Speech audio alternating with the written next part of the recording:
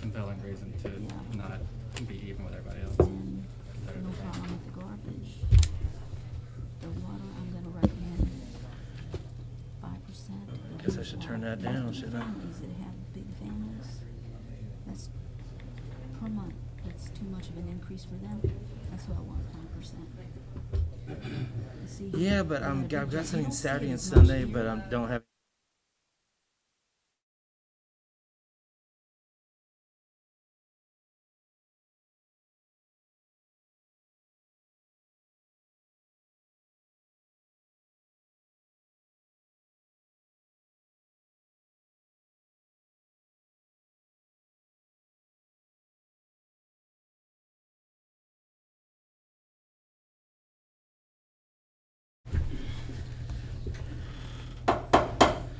We'll go ahead and call this meeting to order.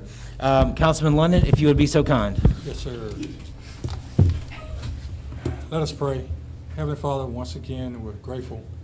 And Father, we're just so thankful that we have this opportunity to come and just do what's best for the city of Irondale. And Father, we're asking you tonight, Father, that you will just lead and guide us in the right direction that you want us to go. And no matter where our hearts might be, Father, that you will just allow our minds and hearts to do your will. And we thank you and ask you in Jesus Christ that we pray. And the church say amen. Amen. Amen. Pledge allegiance to the flag of the United States of America and to the republic for which it stands, one nation under God, indivisible, with liberty and justice for all.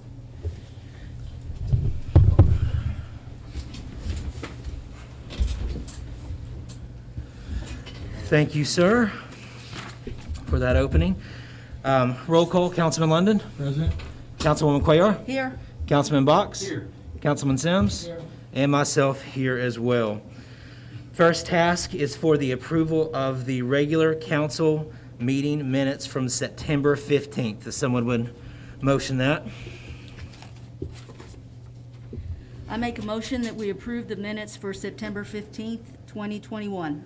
We have a motion. Do we have a second? Second. All in favor? Aye. Aye. Any opposed? Understood. Next task is for the approval of bills. Can we have a motion for that? I make a motion that we pay the bills in an amount of $319,085.89. We have a motion. Do we have a second? Second. All in favor? Aye. Aye. Any opposed? Thank you.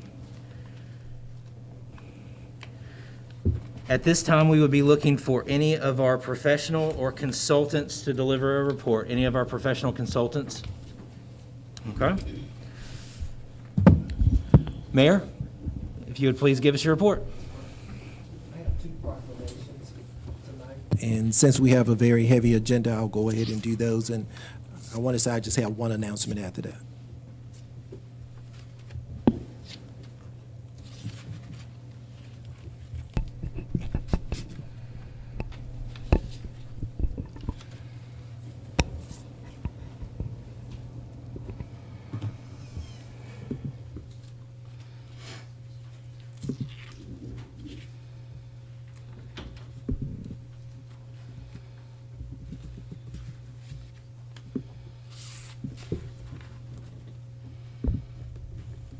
Can I have Graciela and Leandro to come to the front?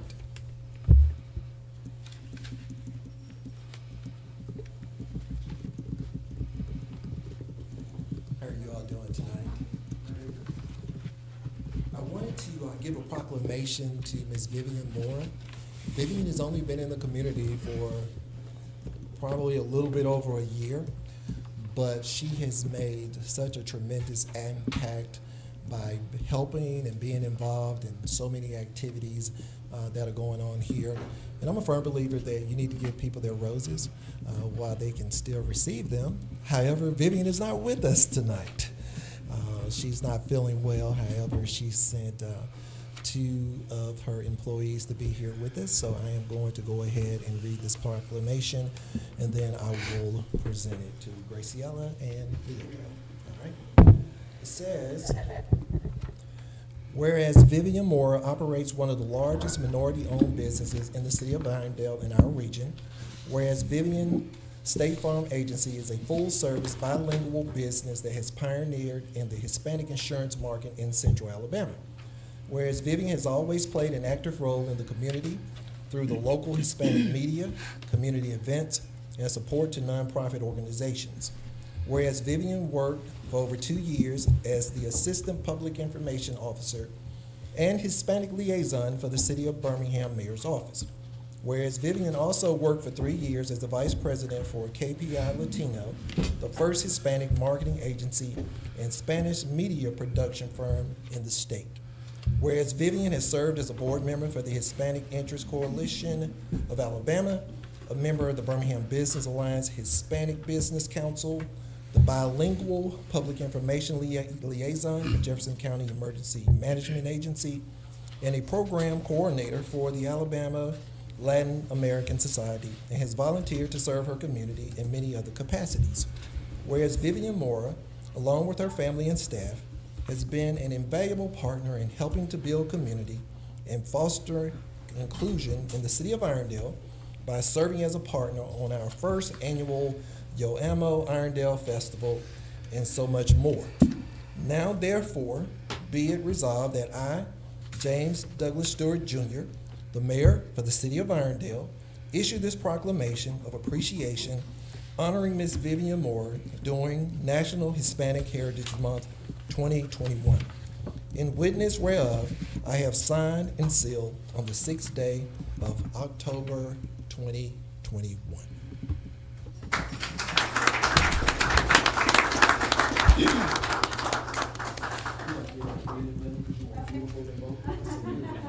You're all set.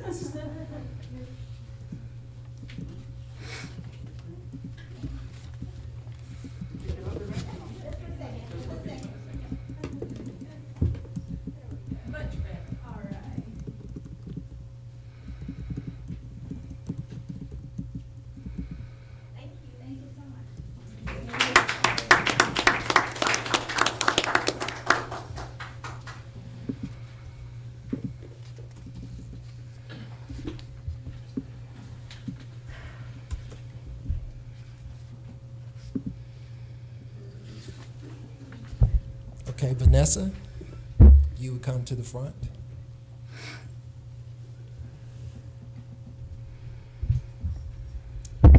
I met Vanessa a little over a year ago when I was running for mayor, and she wanted to come out and to be able to interview me and to be able to hear the platform that I was going to pitch to the citizens in Irondale. And ever since the election, she has continued to follow me and has allowed me to be able to give a couple of interviews to be in her paper. The city of Irondale wants to be a very inclusive community. We want everybody to feel like they are a part. So Vanessa is helping me to be able to get that message out and to make sure that we include everyone in everything that we do in the city of Irondale.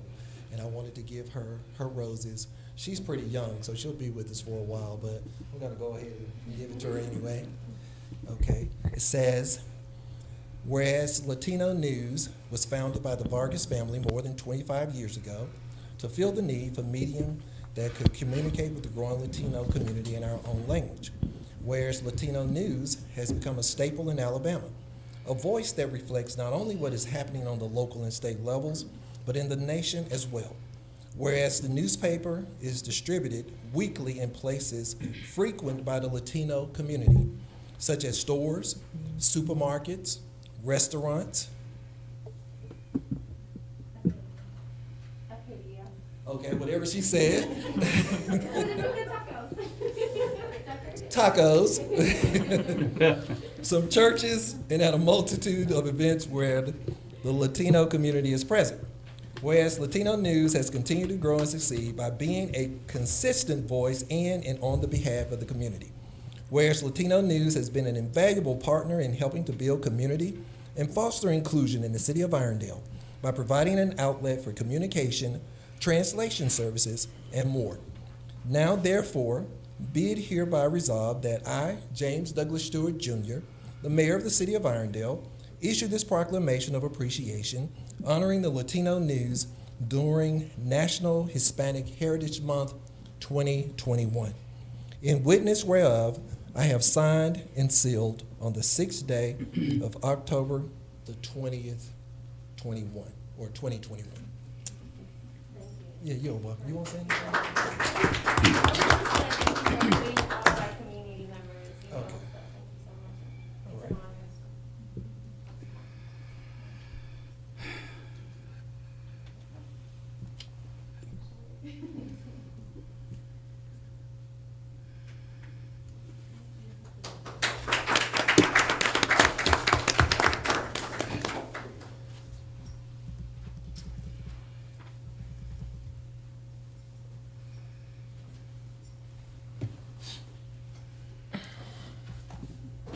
And my last comment is,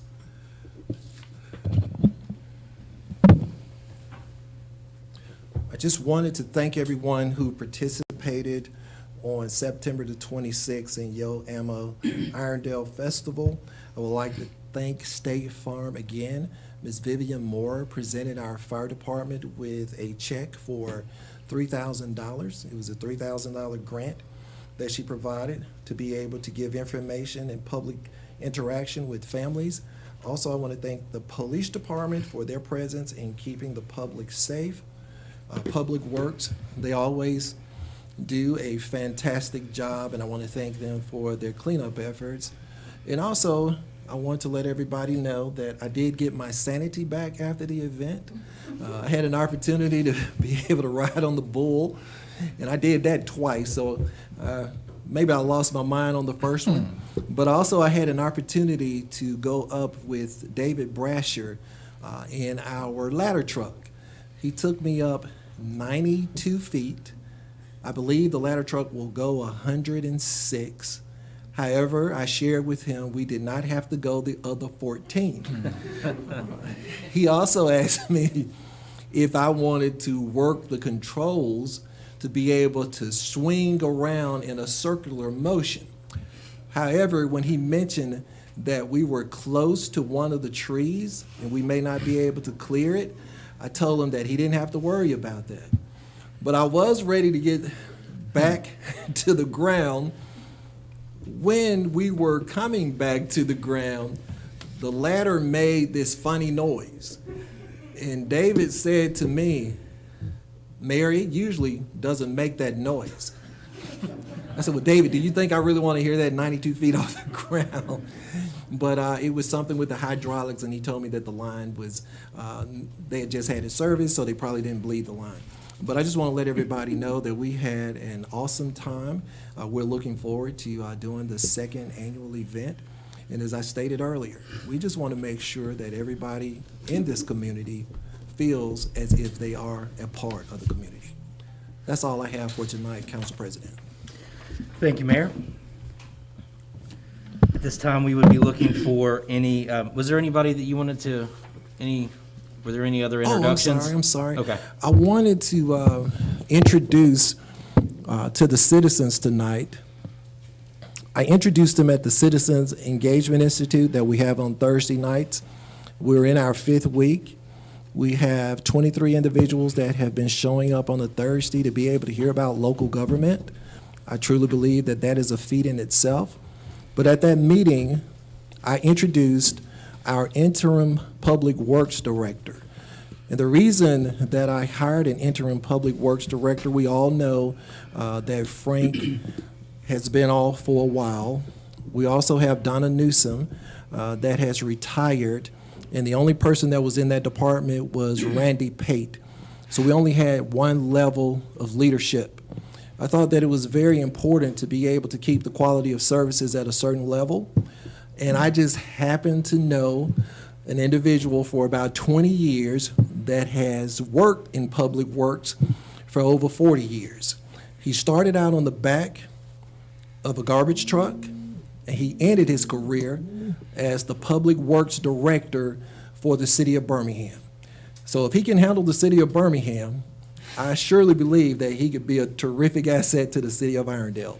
So at this time, I would like to introduce to the citizens of Irondale, Mr. Alfred Minifield.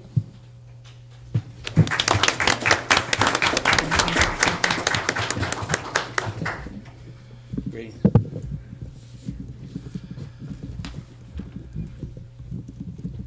Mr. Mayor, citizens, counselors, it's a privilege for me to be in Irondale.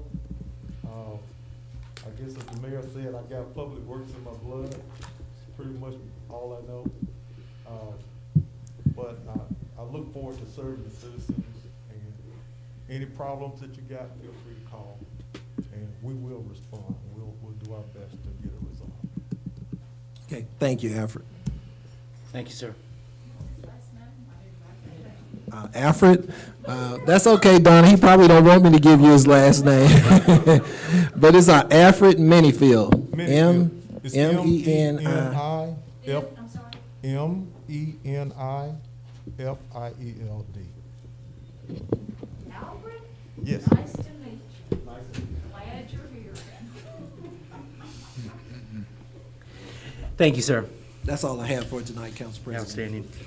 Outstanding. Now we find ourselves looking for any of our, I know we've got a few department heads with us tonight. If there's an opportunity for a department head to make a report. Are you good, Chief? And then, are you good, Chief McDaniel? You're good? Okay. And, good? All right, fair enough. Now we find ourselves looking for our council member reports. Councilman London? Yes, first of all, good evening to everyone. Glad to see everybody's here.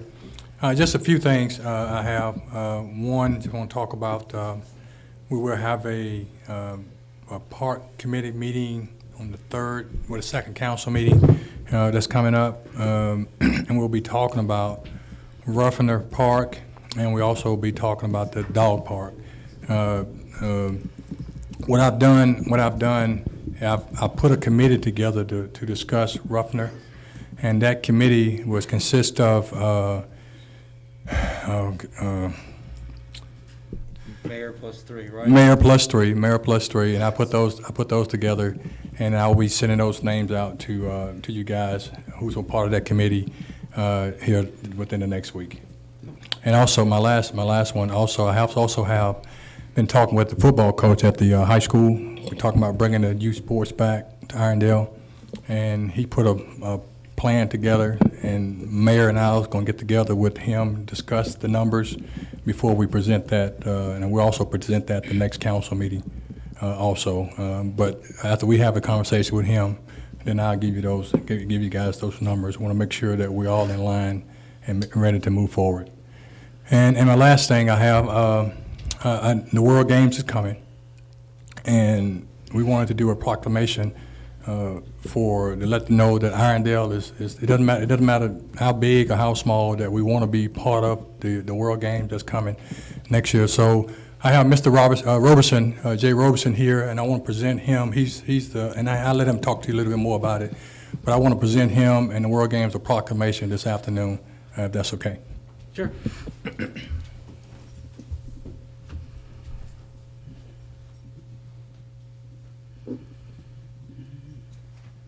Mr. Rosa, thanks for coming tonight. Appreciate it. Yes, sir. Yes, sir. Yes, sir. Just want to read this real quick.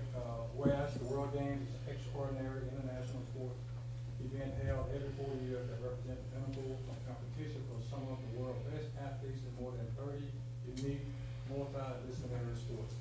Whereas the World Games 2022 will be held in Birmingham, Alabama, for July 7th through 17th, 2022, generating an estimated economic impact of $256 million for the region. Whereas the occasion will mark the World Games 40th anniversary, will be the first edition of the event to be hosted in the United States since the inaugural World Games in Santa Clara, California in 1981. Whereas the city of Irondale wholeheartedly supports the Birmingham World Games, looks forward to partnering when it comes to serving the more than 3,600 athletes and thousands of visitors expected to attend. Whereas the city of Irondale is committed to working with guests, showcasing all the wonderful amenities that our city and citizens have to offer during the 2022 World Games. And now, therefore, be hereby resolved that I, Mayor James D. Stewart of City of Irondale, along with the members of the Irondale City Council, issue this proclamation in support of the 2022 Birmingham World Games. And witness thereof, I have signed and sealed on the 6th day, October 21. Mayor James Stewart and Councilman Jones. Thank you, Councilman. Thank you so much.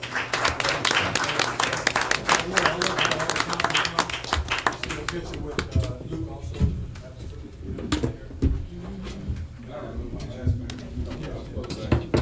if you want to say a word, Yes, I just wanted to say one thing. I've been knowing Jay, for a while, and he was out here at the golf tournament.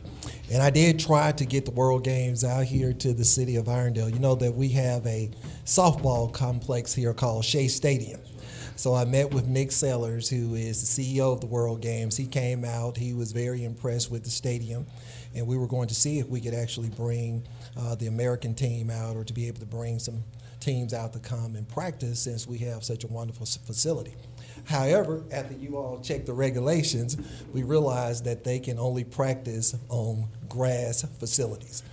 But we tried to at least to be able to get something here to the World Games. I know that our police officers are going to be participating during the World Games to be able to help out with security and all of that. So, Jay, we just want to be a partner here at the City of Irondale. We want to be able to do whatever we can to play a part in such a glorious event that is going to put the City of Birmingham across the world. Thank you so much, Mayor. Thank you, Mayor Stewart. You can applaud. Yes. To the citizens of the City of Irondale, to your mayor, Mayor Stewart, to Councilor London, who has presented this proclamation, and signature to the entire City Council for your service of what you do every day. I've been there before, I understand. And the World Games is coming. This is the once-in-a-lifetime sporting event that will impact not just the city of Birmingham, but the entire state of Alabama. I spoke this morning to the city of Decatur Rotary Club, and they're expecting an impact as far north as North Alabama, all the way south to Mobile, to help support this game. Our CEO, Nick Sellers, along with the Birmingham Organization Committee, our chairman, Jonathan Porter, we are greatly appreciative that the city of Irondale has embraced to support the World Games. You all will be the benefactors of economic impact in your restaurants, to the hotels that are right down the street here in the city of Irondale, to your citizens volunteering and having an opportunity to be engaged with a major global sporting event. As it states in this proclamation, this is the first time this event has been held in the Southeast region since the Olympics, since 1996, to have a global sporting event. So Santa Clara, California was the first city to have it, but we're the second. And it's amazing. And we are greatly appreciative, Mayor, Councilor, to your leadership. Sports brings people together from all diversity background, all walks of life. All countries will come. We'll have 100 countries here in Central Alabama. We'll have 3,600 athletes here in Central Alabama next summer, July 7th through the 17th. So we welcome all of our emergency services, sir. I saw the police back there in the back. We're all working together for the security of our citizens. And yes, if you can pack Jordan-Hare Stadium on a Saturday, you can pack Bryant-Denny Stadium on a Saturday, you can pack Now Protective Stadium on a Saturday. We're expecting the same type of attendance in downtown Birmingham for the opening ceremonies in July. And I hopefully post-COVID, we'll all be able to come together and fellowship and celebrate this global sporting event in the World Games 2022. So I'm thankful. Thank you, sir, for this proclamation. Thank you to the city of Irondale. Thank you to your leadership. And thank you to the citizens for your support. Thank you so much. Oh, I also got, it's under the value of $25. We're going to comply with the Ethics Commission. That's on the record. I know I'm being recorded. So I got a lapel pin for each one of the council members and the mayor to show that you are officially now one of our partners in the city of Irondale, Council London, to other council members supporting the World Games. Thank you. I'll come out here and let me take a picture. Yeah, we're coming. Any other council members, Mr. President? Take the mask off. Mr. Bobby? Thanks, sir. Yeah, I'm fully vaccinated. Yeah, man. Yeah. I'll move this other way. Thank you so much. Y'all come on, you like Yeah, hey, thank you so much for doing this. My pleasure. Thank you. I'll be honest with you, I was celebrating the birthday party with some colleagues from Alabama Power, and I had to rush down here for this, and thank you, Coach. You appreciate it. Can you get everybody? I think I got it too. Look, Mayor? I know we got the microphone. So used to wearing it, you know? Yeah. Oh, good deal. All right. Ready? The world is coming. Got it. Thank you Thank all. you. Can we get one more still shot, if you don't mind? I'm gonna get out your way. Y'all got a long day ahead. A lot of deliberation and discussion, more important. I got you, Senator. You got it? You got it? Move you over now. Oh, man, you on it? Hey, how much over? We'll talk. That sounds like old politics. I'm just glad you covered that. Thank you, sir. Thank you. Thank you. Everybody get a lapel pin? Yes, sir. Thanks. Outstanding. Thank you, Council. Thank you, man. Thank you, councilors. Thank you so much. Thank you. Thank you. Thank you. Thank you, sir. Appreciate it. Thank you. Great. We'll hand this up now.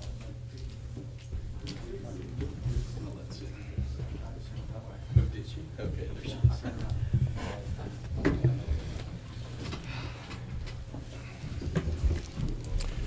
Mr. President, that's my report. Thank you, sir. Yes, sir. Councilwoman Claire, your report, please, ma'am. Yes. Good evening, everyone, and thank you so much for being here with us. Mayor Stewart briefly mentioned our Public Works Director, Frank Pennington. Wanted to give you all some wonderful news from his wife. He's been off oxygen now. He's continuing to make progress, and they ask that you continue to keep him in your prayers, his recovery. Also want to echo what the mayor said in regard to the National Hispanic Heritage event that was held here. It was a wonderful event. It was well organized by Vivian Mora, and everyone had a wonderful time. They even learned how to dance the cha-cha. So a lot of folks were in on that one. Also, we had our Whistle Stop Festival that was held here last weekend. Lots of vendors, lots of people that came out, and everyone had a wonderful time. The kids, especially with the princesses that were out and about, they really liked that. The music had everyone going. The dancing got going. It was a very festive event, and I want to commend those that were responsible for putting on that event as well. And last but not least, it's a kind, gentle reminder in regard to the ordinance that we have as council members. We have a lot of things on our agenda tonight, and we've gotten into this routine of not getting this information to council members until Sunday. Well, Sundays, for those of us who are people of faith, that's the day that we spend time going to worship as well as spending time with our families. So I did not see these documents, and there are a lot of them, until Monday when I went to work. So I'm going to kindly remind those that are involved in giving us these items in the agenda, please, we have an ordinance. The ordinance says that we're to get them no later than Friday so that we have the opportunity to have the whole weekend to take a look at them. Otherwise, we're under pressure, asking all kinds of questions. And so it's a gentle reminder, please, get us these things the Friday before we have our council meeting. That's all I have to report. Thank you. Councilman Box? Thank you, sir. Number one, good to be back. Good to see everybody here. I would say that out on vacation, I'm sorry that I missed the 15th. I did think about you guys at sunset there at Fort Walton Beach. So honestly, that was a wonderful thing. The mayor and I are still working about the 10 acres out at Heritage Place.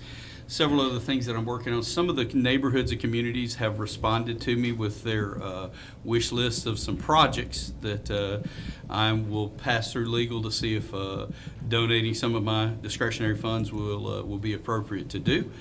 We had a wonderful neighborhood meeting, a cop stop that Chief Wiggins and all the officers attended on the 28th, and the mayor met some of our new neighbors, new people coming into Irondale, and ate some good hot dogs, and just had a great time there at the Hampton Place neighborhood. And look forward to having a few more of those. As you guys can reach out to Chief Wiggins to coordinate would be the best. I don't mind if you contact me on it, but actually he knows his schedule better than I could ever dream to. So with that said, I appreciate it, and I look forward to this evening being a evening where we make a lot of progress, but we do wise things, and we make progress with courtesy, kindness, and respect. Thank you, sir. Yes, sir. Councilman Sims? Thank you everyone that's here tonight and watching at home. I want to echo what was said about the Whistle Stop. It was great seeing the Whistle Stop Festival back in Irondale and seeing the turnout we had. The weather was also amazing, I thought, so hopefully we can keep that years in the future, the same way. Holiday Gardens Neighborhood Association has their meeting Tuesday, October 12th at 6:30 at the Senior Center. And other than that, we'll just keep going and work in tonight at some point. That you're good? Okay. As far as my report goes, once again, it's great to see everybody. We've got a lot of items on our agenda tonight. There's a few of them that I'm quite passionate about, so I look forward to the discussion on that.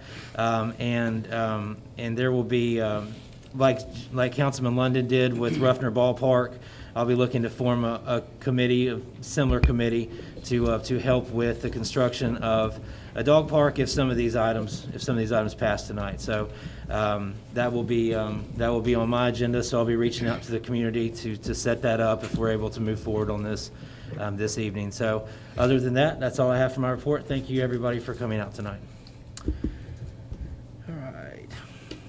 At this time, do we have any reports from boards or non-council committees? Yes, sir. Greetings.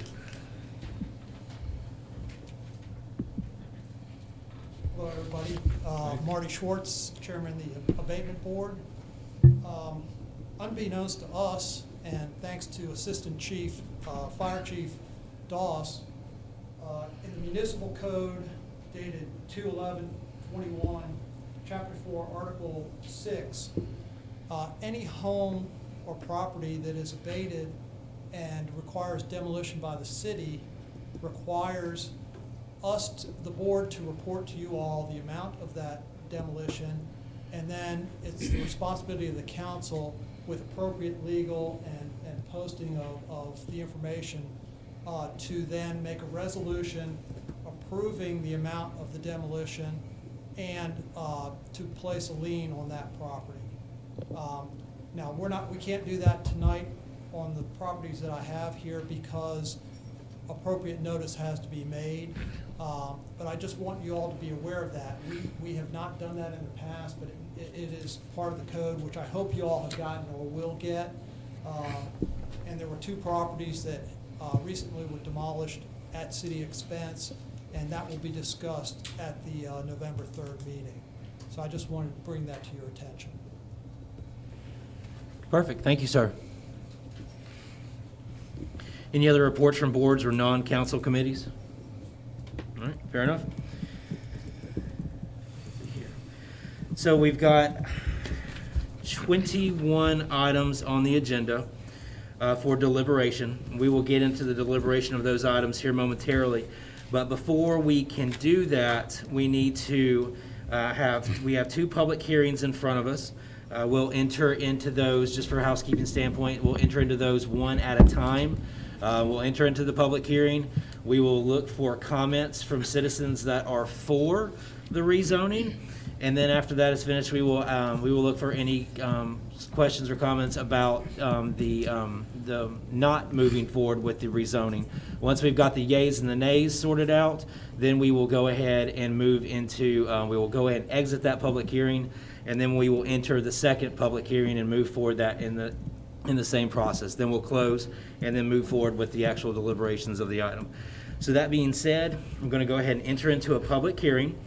Notice is hereby given that a public hearing will be held to hear comments from interested citizens concerning the proposed rezoning of the property located at 1236 Grants Mill Road, Irondale, Alabama, 35210 from R2 Residential District to C2 Commercial District. So that being said, do we have the person proposing the rezoning with us this evening? We do not have the individual proposing. That being said, I would now accept any comments for the rezoning. No comments for the rezoning. Any comments against the rezoning? Yes, sir?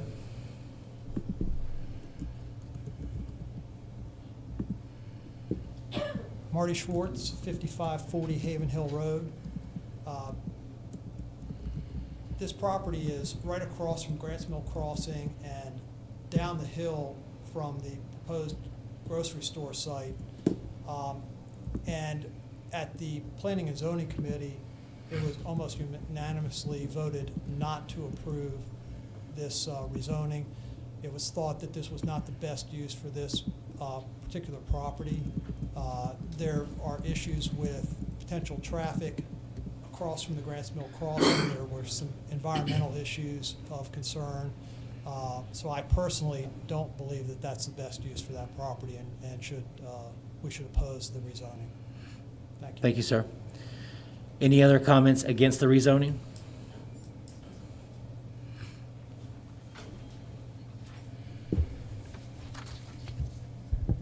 Ian Vafiatis, 1004 Brimble Lane. Short and sweet, definitely don't want a car wash on Grants Mill Road. That's like our gateway into Irondale, and we, at this point, can be selective on what kind of businesses we can have there. And I think I speak for a lot of people in Irondale. We're a more family-friendly place for the community to be more appropriate in that spot. Thank you, ma'am. Any other comments against? Trey Hawkins, 3728 Villa Drive. Against, and I've had several neighbors who've reiterated the same thing, especially under the circumstances with all the developments we've got coming to Grants Mill right now with the widening and the changes in traffic and everything else. We definitely want to go slow on what we plan to put in a position like that, because again, we've talked about being the front, one of the front doors to Irondale, and we want to give a good impression. So I'd say definitely against. Did you get his name and address? Okay. Perfect. Thank you. Any other comments against this rezoning? Okay. We'll go ahead and close this public hearing. All right.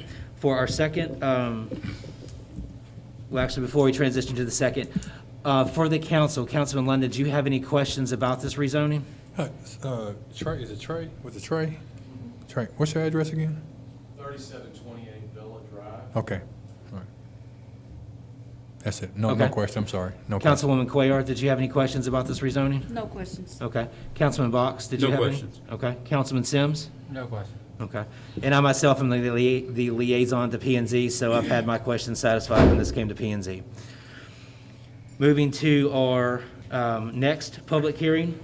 Notice is hereby given that a public hearing will be held to hear comments from interested citizens concerning the proposed rezoning of the property located at 2510 Crestwood Boulevard, Irondale, Alabama, 35210, from a light industrial, an I-1 light industrial district to an MURD, mixed-use revitalization district.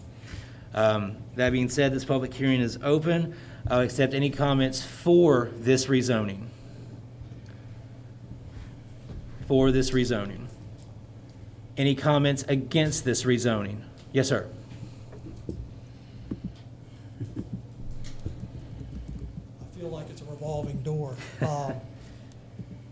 The abatement board several months ago voted for abatement of this property for demolition. There were over 600 code violations, and the property owners have engaged the developers from out of the state to come and try and develop this property.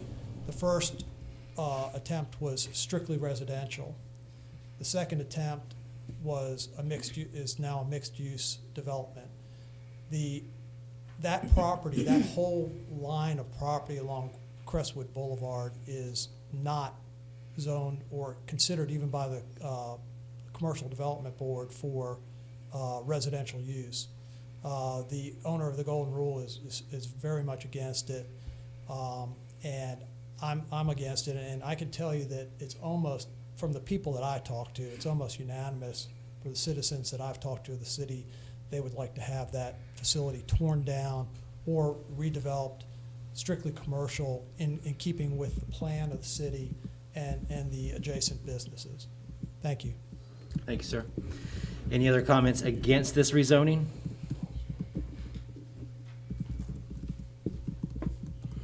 Donna Pike, 440 East Ventura Drive. Absolutely, I'm against it. That is one of the main corridors of our city. And apartments or anything like that, absolutely not. I can't stress that anymore. I mean, just like Grants Mill Road, Crestwood Boulevard, we need to be extremely cautious about what we okay to put in these areas. Because we could wind up looking really tacky. And I travel through tacky places every day, and I'm thinking, this is not what I want for Irondale. I want better. We deserve better. We're better than that. We have to expect better. And, when these people come and they think that, we're going to accept anything, they need to get a clue. We are not. We are not. Thank you, ma'am. Any other comments against this rezoning? Okay. Sure.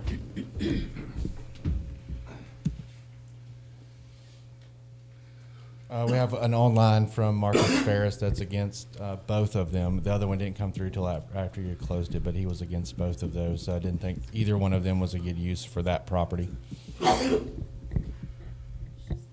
Thank you, sir. Any other comments against this rezoning before we close the public hearing? Okay. We'll go ahead and close that public hearing. These items will be addressed as we deliberate the agenda further on down the line. Let's see here. That being said, that's where we are. So, as far as regular agenda, new business, item number 1 and 2 have been discussed. Actually, I need to pause. Did you have any questions about that rezoning, Councilman London? We can discuss it when we get Do it into deliberation, all right, cool. And then, I guess we'll just do it that way. So, as far as new business goes, the 1236 Grants Mill Road, I've already polled you guys, y'all didn't have any questions on that, so we can move past that one. Since we didn't discuss that during, after the public hearing, we'll go ahead and talk about it now. Councilman London, do you have any questions about the item number 2 under new business? Yeah, well, just want to remind everyone, let me pull this down, just want to remind, if we abate it, that cost, if we abate it and we tear it down, that cost is substantial to tear that place down. Just want to remind that first. And then the legalities of it could be tied up even longer. And I agree with Ms. Pike. It's been an eyesore. It's been an eyesore a long time. And it's going to be an eyesore if we don't get anything done with it, that quarter. But I'm always for, and not all the time. I'm always for improvement. And if that property can be improved and not cost the city any money, I'm okay with that. So I don't think we ought to just think about tearing it down and that be end of it. If we tear it down, then what? I don't think we have a plan for that as a council. We can tear it down, and it's gonna cost us a substantial amount of money, but then what? I hate to tear it down without a plan. If we had a plan tearing down, then I would be on board for it. But right now, we don't have a plan. Understood. Councilman Cuellar, any questions on this item? No questions or comments. Okay. Councilman Box? Just one question on it. If we do abate it, I just heard Mr. Schwartz say that the abatement board, I believe, gives us a projected cost. Do we have anything like that exists at this point? And also, if it is demolished by the city, you place a lien on that property. A lien would be placed on that property if demolished by the city. So then the city would be able to recoup at least some of its abatement cost if the property ever did sell, or if the property actually went into a default scenario, then the city would have the possibility of possibly purchasing the property. Okay, that was all my questions. Fair enough. Councilman Sims? No questions. Okay. And myself, no questions on that one. Item number 3 on, so we'll be treating those as an ordinance. So if we could have our language handy as we address those when we come back around. Item number 3, ordinance 2021-20, amend section 2C of the ordinance number 804-89, being an ordinance for the levy and assessment of automotive sales tax in the city of Irondale. Mayor, I will defer to you. Okay, thank you, Council President. A couple of months ago, I think when I did a town hall meeting, I talked about all of the things that I was going to propose for the city of Irondale. One of the things we want to do is to make sure that we keep our city in a position where our finances are stable and that they are also keeping up with inflation. I know people don't like taxes, but that's how you run a municipality. So I began to review our tax structure and when was the last time we had increased some of the taxes that we receive here at the city of Irondale. So these are some of the recommendations that I made during that town hall meeting, and we have them here tonight on the council agenda. And what I'm asking the council to do is to increase the taxes on automobiles from 1.5 to 2%. I feel that we have a certain type of automobiles that we sell in our community that you can't find nowhere else. And if an individual wants to drive to Atlanta to save 0.5%, then they can drive to Atlanta to be able to do it. But I doubt if they would do that, because I've asked several people, when you purchase a car, do you ever call the dealership before you purchase the car to find out what the taxes are going to be? And I haven't had one person to tell me, yes, I called to find out exactly what's going to be the city taxes before I purchase that automobile. So I feel that at this time, and because we are trying to make sure that we keep pace with inflation, it would be a perfect opportunity for the city to make sure that we keep our tax structure in line with what's going on in the economy. Thank you, sir. Councilman London, any questions about this item? No question on that one. Okay. No, sir. Councilwoman Cuellar? Yes, I do have some comments to make on that. I actually did call around to see what the tax rate was. If it's a way that I can save some money, I actually did do that. I do want to ask that we consider doing a 1.75% increase as a means of demonstrating to our car dealerships that we will go the extra mile to work with them to enable them to be competitive, whether it's with Georgia or any other municipality. They still would have that advantage with having a 1.75% increase. So that is one of the things that I would like for us to consider doing, because it demonstrates that, and we are increasing the tax rate, and so it's a win for Irondale and it's a win for the dealerships. That's all I have to say. Thank you. Councilman Box? The only question I would ask on there is that, and this is, I guess, more for April or the mayor, if we did a phased-in 2% increase, 1.75 for the first 6 months, or either 1.75 this year and then the additional 0.25 beginning next year, is that something that has to be a separate resolution, or can that be addressed all in one resolution? Well, I would just say my history with taxes is that if you're going to raise them, you go ahead and raise them so you'll be through with them, so you don't have to come back and go through the same process all over again. So I'm recommending that we go from 1.5 to 2%. That's what the state of Alabama charged for automobiles when you purchase one in the state of Alabama. So it's not as if this is something that is generic to people and they're not used to it. But my thing is, I would say, instead of us coming back and to be able to revisit it, let's go ahead. If we're going to do the 2%, let's do the 2%. If we're not going to do it, then just leave it at 1.5 and move on and do something else. From a legal point, I would think that if you did a tiered approach in the same ordinance, it would make it difficult, for the tracking of it. Generally, I see, it either being what it is, and then the city council would come back and do another ordinance at another time to change the rate, rather than putting the actual tiered rate within that particular ordinance. Okay, very good. Mayor, thank you for the explanation, and thank you, April. You're welcome. No more questions. Okay. Councilman Sims? No questions. Okay. I myself don't have any questions. We have a proposal to change this on the floor. So in order to, I guess we can take a straw vote here. Councilman London, your thoughts on keeping the item on the agenda, or potentially changing it, or leaving it as it is? Well, I do have one question. Do we need to add the percentage in this ordinance? Or is that in there? percentage is in the, Well, I'm not, I'm talking about on this, on the agenda. no, the percentage is It's already in in the there? actual Okay, ordinance. yeah. I It's thought in the maybe we did exhibit. that. So we're good, okay. We're good. So are you I'm- in favor I'm of good. leaving it as I'm in is? favor of leave it on there, yeah. Okay. Councilwoman Cuellar, you made your recommendation? Yes. Okay. Councilman Box, I'm good with it being on here. you're good with it being on as is presented? Yes. Councilman Sims? Either way, I see Okay. advantages to both. And then I'm fine with it being put on as percentage, so that's a majority, so we would be able to move forward with that item as presented, correct? Okay, thank you.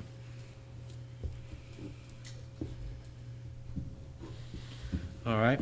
Item number 4, ordinance 2021-21 amends section 2D and 2E of ordinance number 80489, being an ordinance for the levy and assessment of sales tax in the city of Irondale. Mayor, if you could. Yes, we were just going through, and as I stated earlier, we were updating our tax structure simply to almost to mirror what people are already paying for at the state level. We're changing consumer use, sellers use. We don't really, I know that you'll see something in there for farm and manufacturing. We really don't receive a lot of revenue from those two line items there.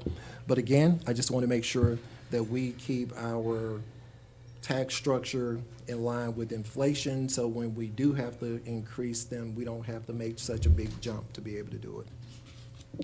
Thank you, sir. Councilman Lennon, any questions about that one? No question. All right.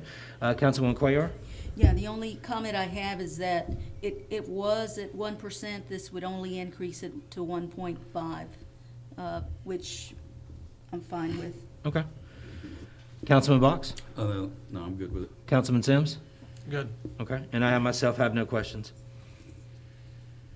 Item number 5, ordain that ordinance 2021-22 amends chapter 7.5 garbage, refuse, and trash, section 7.5-15- fees and penalties. Mayor? Yes, I've heard the cry from the citizens in my first year in office. Everybody likes to complain about we don't pick up everything. Even when you do a small home project, because of the way that our ordinance is structured, we don't pick it up. And people are paying more to go to the dump to do a home repair than they would be if we could do it through our regular garbage rates. So I began to have conversations with the people in the community. I asked them what do they feel that would be a fair rate to be able to increase the taxes by. The consensus was $5. I don't think the rates have been increased in at least 10 years. We do have our own garbage collection, trash collection, and recycling.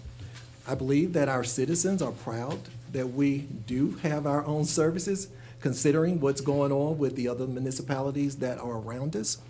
And we also have about $750,000 that we need to make purchases in capital equipment that we have there if we're going to continue to provide these excellent services to the citizens. We're going to purchase 2 new garbage trucks, 2 new knuckle booms.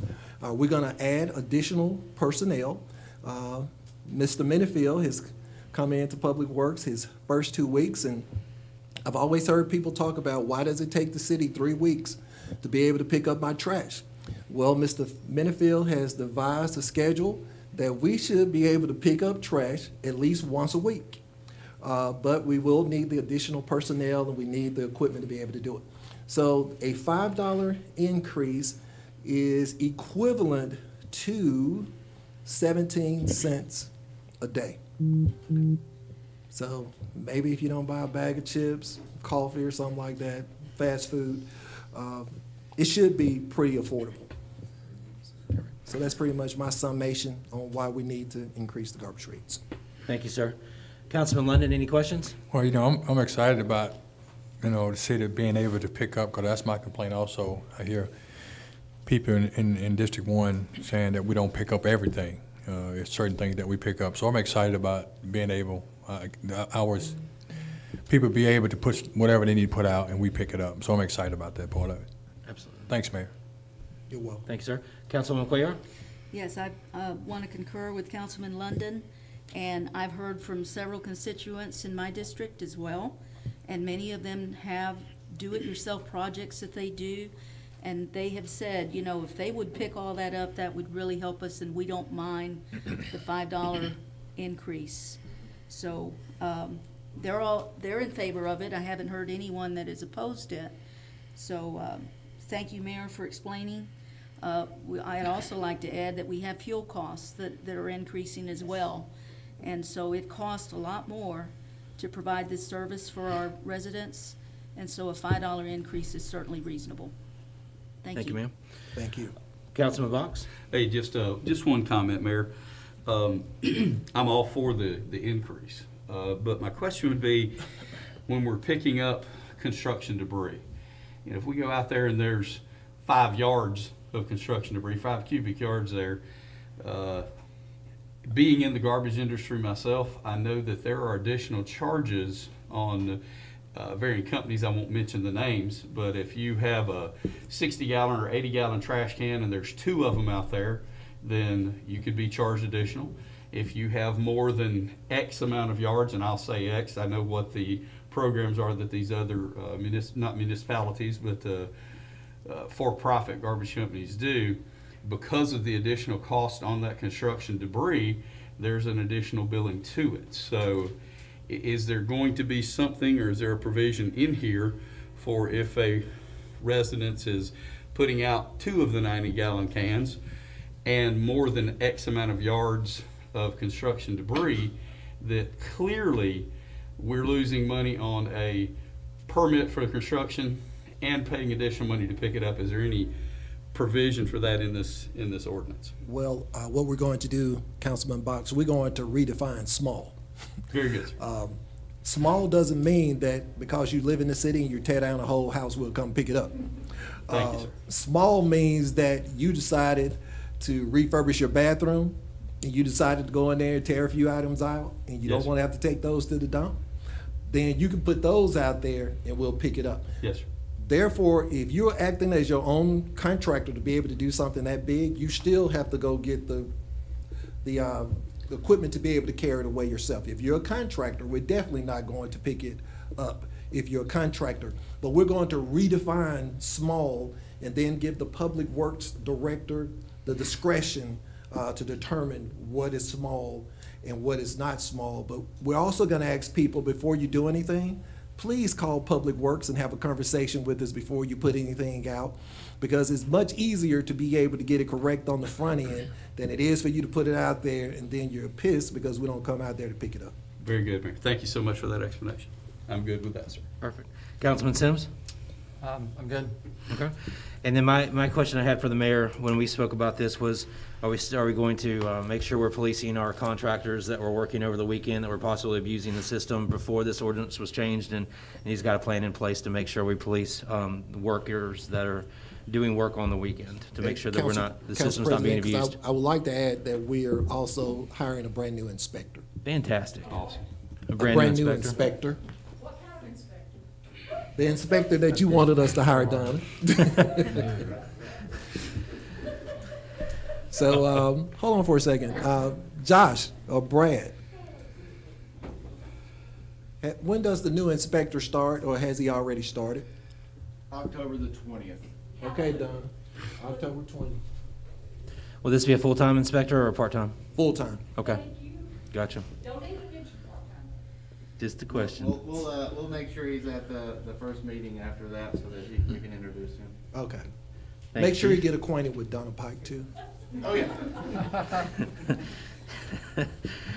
Item number 6, a resolve that resolution 2021 R111 authorizes an increase in water rates for the city of Irondale. Mayor?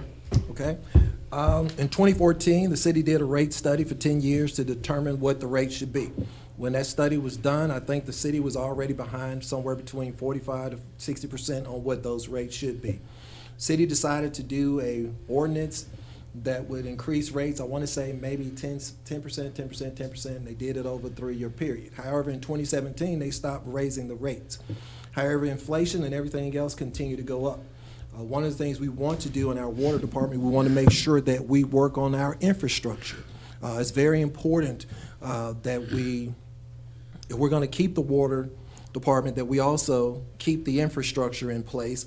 And the infrastructure has been neglected over years, but we want to make sure that we rectify that problem. Therefore, the rate increase could be much larger because, like I said, the last increase hadn't taken place since, I'm going to just say 2017, 2018. So we've missed about 5 years. However, to be sensitive to our customers' needs, I'm proposing that we only raise it by 9%. That will raise the base fee by 9%. It will also raise the, I think it's some fancy volumetric rate will also increase by 9%. So what does that mean? The base rate we'll just say, I'll round it off, and it's about $20. So you multiply $20 times 9%, that's $1.80. If you look at the rate per 1,000 gallons, is currently $5.60. Multiply that times 9%, you got 50 cents.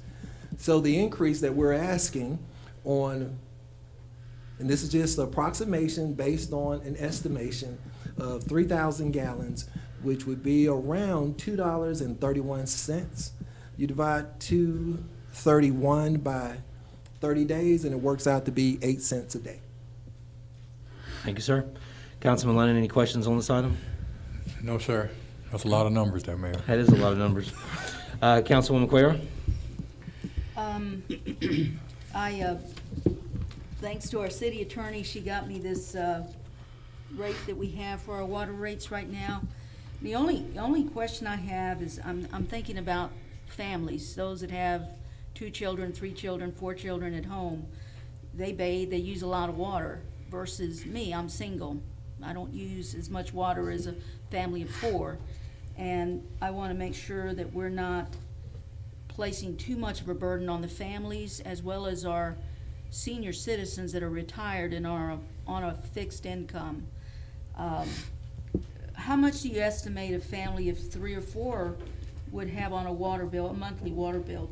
Have we taken that into account? I'm thinking, is it 114? Because I'm looking at this table. Well, we'll multiply it. Okay, say for instance, I said that for 3,000 gallons, it would be $2.31. We'll say the average home with 3 to 4 people use 6,000 gallons. So you 231 times 2 works out to be $4.62. You divide that $4.62 by what, 30, and you're looking at maybe, what is it, 15 cents or something like that a day. So I don't think that, like I said, it could have been much higher, but I knew once people see anything over 10, Yes. it magnifies. Yes. The problem is just like when you go to the store, you buy something, $6.99 is $7 all day. But you Yes. still think it's $6.99 and you walk out the store with a deal. So we are just, like I said, people have said we love our water. We got the best water in the land. Well, to be able to keep that, you got to pay for it. So we're just asking the 60% that live in Irondale to be able to help us to be able to keep our infrastructure up. So that's what all of this is about, infrastructure. Right. Mayor, I appreciate you giving me those figures. That really helps me. You're welcome. Thank you. Councilman Box? No, that kind of covered all the questions I had. Councilman Sims? You stated that we were behind. I was just curious, do you anticipate, or I guess, what is your anticipation of possibly needing future increases? I'll be back next year for the same thing. Thank you. That's it. I didn't want it. I could have done it in one ordinance and asked you all to do 3 years, but I didn't want to be that taxing. But I'll be back next year. Fair enough. And you answered my questions, Mayor, earlier today about the math and everything like that, so thank you for that. Item number 7, resolve that Resolution 2021 R112 calls for a special election by the electors of the City of Irondale for the on the question of an increase in the ad valorem taxes authorized to be levied in the City of Irondale, Alabama. Mayor, if you would. Okay. 2018, the city had an election to be able to increase the property tax rates. One of the reasons people said that they didn't vote for it because they didn't know what it was going towards, how we were going to be able to use it. Well, we're not going to use it for operating expenses. We're going to use it for capital expenditures. We're going to use it to upgrade our infrastructure. So if you're concerned about roads, sidewalks, storm drains, this money will be used for things that people can see, touch, and they can take advantage of it as well. Also, I'm requesting that we put a sunset provision that every 4 years, or at least during my first 4 years, that we would, if things don't go the way or that they're supposed to go, or people think that we were not good stewards of the funds, I ask them to come out and vote and to be able to reject it and make us go back to what we were using before. However, you know, if you want to be a great city, you know, if you want to move from good to great, you have to pay to be able to move from good to great.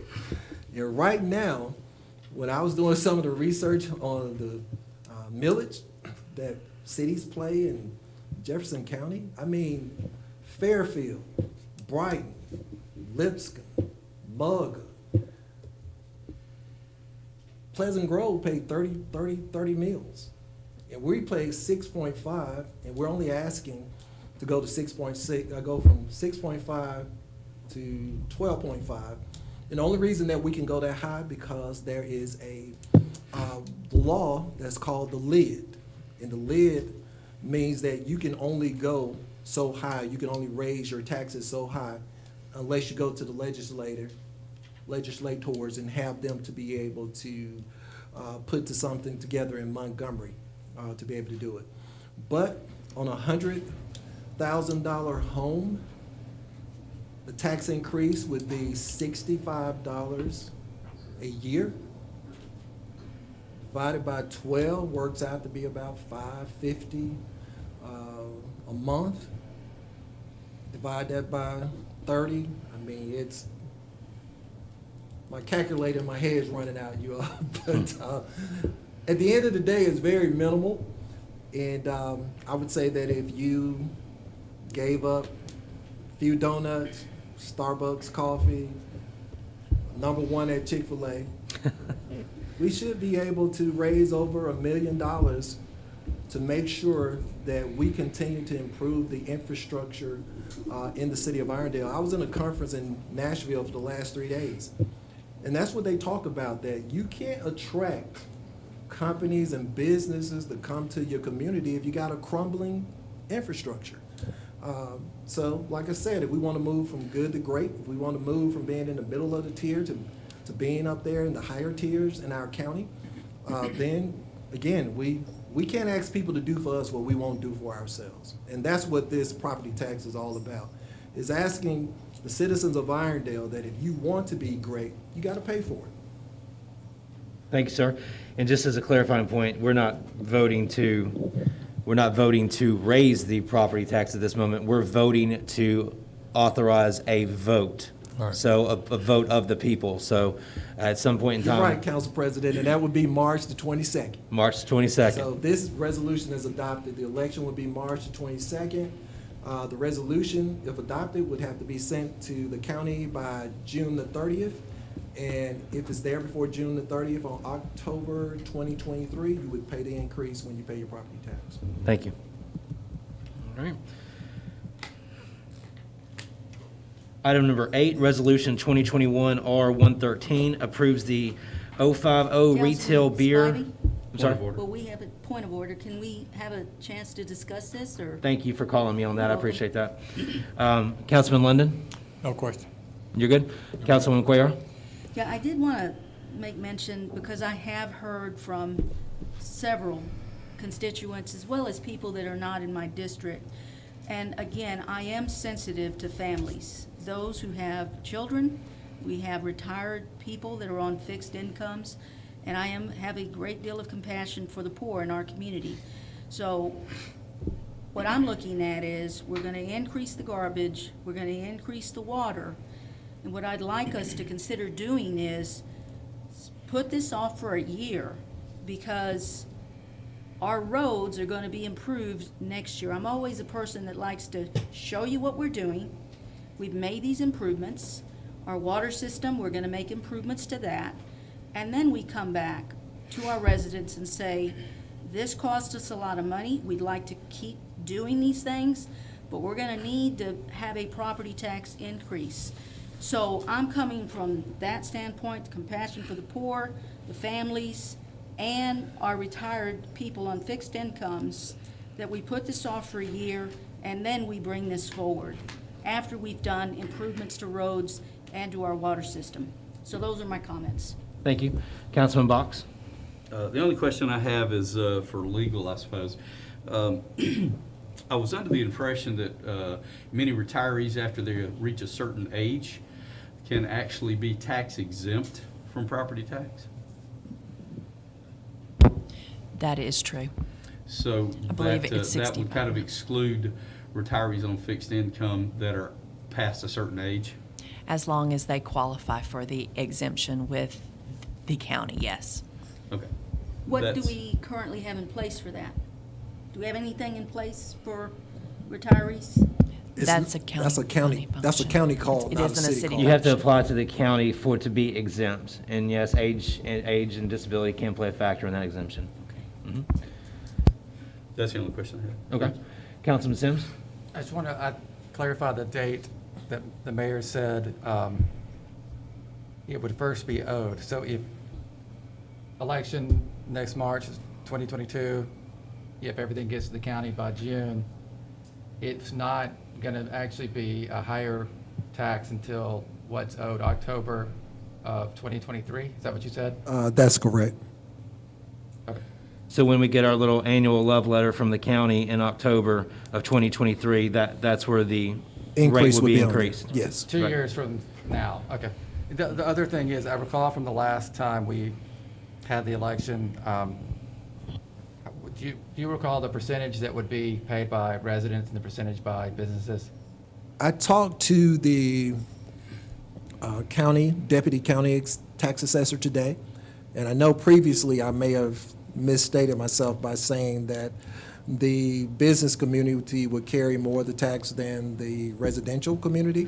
But after having a conversation with him, since we're not exceeding our lid, he said once you exceed the lid, that's where it kicks in with an whatever rhythm, it recalculates everything, and that's where that would come into effect. But we are at 56, this will take us to 62, and the lid is 72. Therefore, since we would not go above the lid, it would be a fair distribution across residential and commercial real estate. I guess my question is, like, it'll be roughly half of the increase coming from commercial and half from residential, or? That's what I'm saying. I after talking to him, there's no way, he said that it would be even across the board. Okay. To ask you a clarifying question, Councilman Sims, do you mean what share of taxes, like how the share of taxes is being made up? Like, I guess, yes. okay, so I think he's trying to ask what percentage of a business, like out of our tax revenue from property If $1 taxes. million is increased, how much are the residents putting into that versus commercial? Is there any estimate? I do not have those calculations. I would have to go through our tax abstract. The 2020 tax abstract is currently out and is on the website. You know, you got 3 different classes of property. You got class 1, 2, and 3. So I would have to go and redo those calculations to come up with that amount, but I'm quite sure I have it for you by March 22nd. No problem. Thank you. And I do not have any questions for that item either. Thank you, Councilwoman Cuellar, for calling me on that and having me pump the brakes. That being said, let's see here, Texas, we got through that. Item number 8, back to that one, Resolution 2021 R113 approves the 050 retail beer off premises only and 070 retail table wine off premises only alcohol license for Victory Marketing LLC, DBA Sprint Mart at 2108, located at 4797 Highway 78 East, Irondale, Alabama 35210. And then Mayor, I believe you said this is the shell that's over there, that's on the other side, correct? Yes, I'm assuming, Lou, do you know if they're up under new ownership? That's why Yes. they're requesting. So they're under new ownership, they have to get a new, The previous owners had the exact same thing in place. This is just new ownership. yes. Okay. Councilman London, any questions on that one? No question. Okay. Councilwoman Cuellar, any questions on that? No questions. Okay. And Councilman Box, any questions on that? No questions. Councilman Sims? I'm good, thank you. I'm good as well. Item number 9, Resolution 2021 R114 declares a weed and other vegetation nuisance for the properties located at 5228 Cornell Drive, Irondale, Alabama 35210, 4589 Little River Road, Irondale, Alabama 35213, and 2314 3rd Avenue South, Irondale, Alabama 35210, and orders its abatement. Councilman London, any questions on this? I do have a question on 4589 Little River Road. Is that the property that was burned? No, sir. Oh, that's a different one, because I saw them working on that one. So this is a different one. I saw the picture. I just Are you seeing the picture? Yeah, let me just make sure I'm looking at the right person.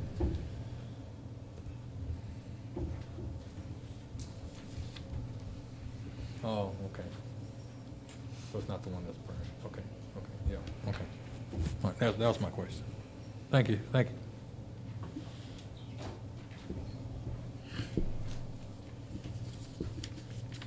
Did you have any additional questions, No, Councilman London? I know what you're talking about now. Okay, perfect.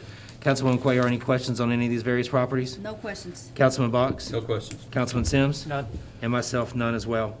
Before we go any further, I would be remiss, obviously, to see if we can put some items on consent. Obviously, the ordinances cannot be put on consent. I know there's been some conversation about water rates, so I'm assuming that would not be able to go on consent. No, there wasn't. I didn't have a problem once the mayor explained. Okay. Yeah. Okay. So that being said, would we be willing to put 2021 R111 on consent? Councilman London? Yes. Councilwoman Cuellar? Yes. Councilman Box? Yes. Councilman Sims? Yes. And myself, yes. So item number 6 will go on consent. All right. Resolution that calls for the special election. Looking to see if that could be on consent. Councilman, yes, ma'am. I would recommend that stay on the That stay? regular Okay, agenda, thank you, please. legal. Skipping past item number 7. Item number 8 that we just discussed, would we be willing to put that on consent? Councilman London? Yes. Councilwoman Cuellar? Yes. Councilman Box? Yes. Councilman Sims? Yes. And then myself, yes. All right. Back to where we were. Resolution, item number 9, Resolution 2021 R114. I'm sorry, I apologize for that. Item number 9, regarding the abatements. Councilman London, would you Yes. be good for that one? Yes, I'm good. Council President? Yes, sir. Ms. Means is here from 2314 3rd Avenue South. She would like to speak to that issue, if this is time to do it, or we'll do it Do that. when we speak to agenda items only. I would say when we speak to agenda items, once we get the agenda approved. Thank you, sir. Let's see here. So item number 9, regarding the weed abatement. Councilman London, are you good with that? Being on consent? Yes. Okay. Councilwoman Cuellar? Yes. Okay. Councilman Yes. Box? Councilman Sims? Yes. And myself as well. Even though we're putting it on consent, we'll still, since it's an agenda item, we'll still go ahead and allow comments on that. So item number 9 is on consent. Item number 10, resolve that Resolution 2021 R115 approves the fiscal year 2021-22 general fund budget. Councilman London, any questions regarding that? No question. Councilwoman Cuellar, any questions there? Yeah, I just want to make sure that we're talking about the revised budget that was submitted, that when I met with the mayor, and we made these revisions to the general fund budget. We are, those projections were updated in the packet. Yes. Councilor Cuellar, is Yes. it the 5.6 million is the surplus? Let's take a look at it, Mayor. While you're taking a look at it, I would just like to briefly say, I want to thank Councilwoman Cuellar as well as Lou Jackson. We sat in the office about a week ago, and We didn't start out on pretty good terms, but we ended up on good terms. And so we worked everything out. And like I said, it's good to be able to have input and wisdom. 3 people are smarter than 1. So I thank you all for I appreciate you all for working with me to be able to sharpen the budget that I presented to the council. We were able to increase the surplus from 4.6 million to 5.6 million.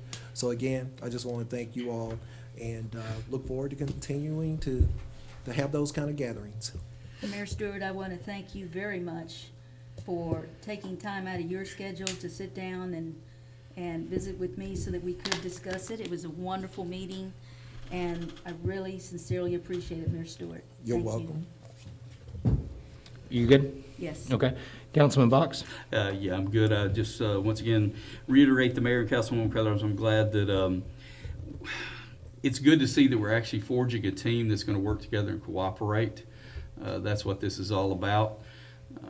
The least amount of friction that we can have. We're always gonna have disagreements, but when we can disagree disagreeably and respectfully, and then we wind up getting the best product possible. So I really want to thank the mayor and Councilwoman Queller for all their extra efforts there, and Councilman London for giving me some pointers on it. This is my first budget go around, and Councilman Spivey too. So I think this was a great team effort here. And Aaron, I'm new. I would thank you too, but thanks for being here. So that's all for me. Oh, I forgot to say Councilman Sims was there as well. So. That's right. Okay. Any questions, Councilman Sims? No questions, just again, thank you for the mayor and Councilor Cuellar for letting me sit in and soak up knowledge as y'all went through the budget and letting me learn. And I want to say I appreciate the diligence as well, so thank you for everybody who played a part in that. I do not have any questions regarding item number 10. I'm not going to ask for the consent on that. We'll go ahead and put that one for a vote so everyone has heard.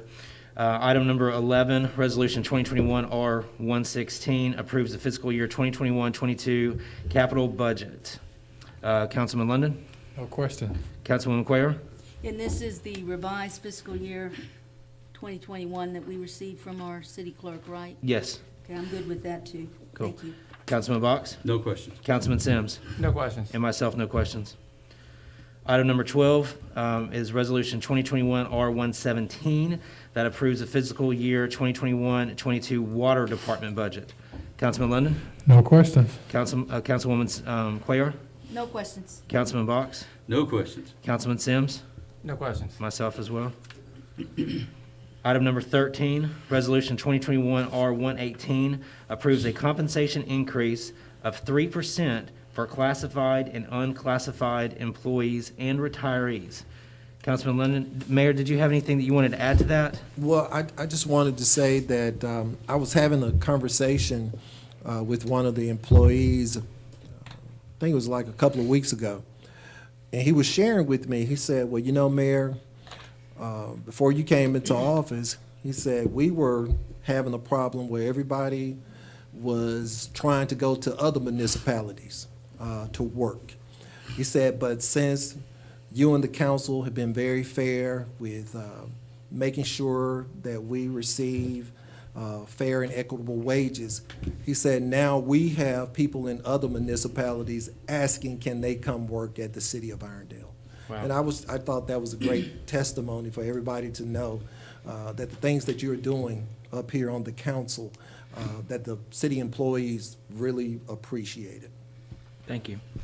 Councilman London, any questions?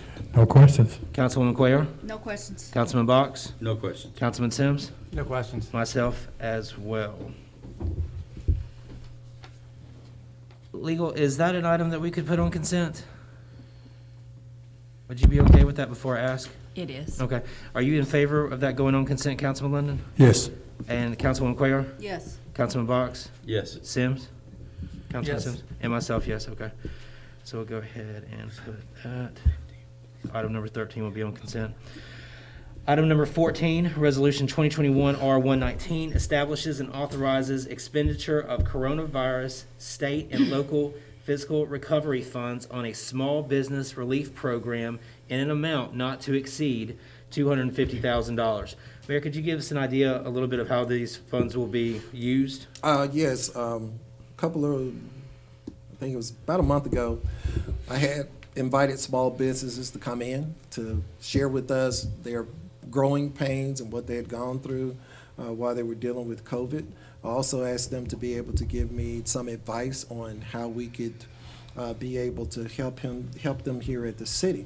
The American Rescue Plan encourages municipalities to invest into their local businesses that have experienced hardship, downturn in revenue, to be able to uplift them and to be able to, keep them afloat. We know that small businesses are the backbone of America and as well as our community. So what we wanted to do, the plan is to invest a large portion of the American Rescue Plan. We got $1.5 million this time.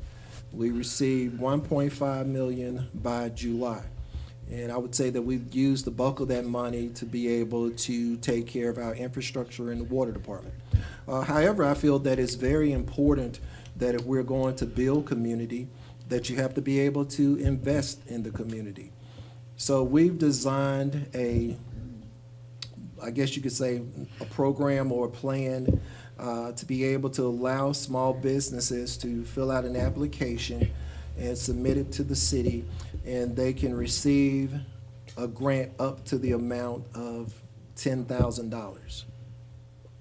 So that's pretty much it in a nutshell. Okay. Thank you for that. Councilman London, any questions? No, he just answered my question. Outstanding. Thank you. Councilwoman McQuarrie? Yeah, the only comment I'd like to ask, and legal, you can help me with this, is we don't have a deadline as to when this program would cease. And I'm wondering if we could add language that states that this program would follow the federal guidelines as to when they would state what's the actual time frame that we have to use these funds, so that we're in accord with that. Well, we have until 2024 to expend the funds. Do you want it to go that length of time? That's where I was asking legal to give us some input on that.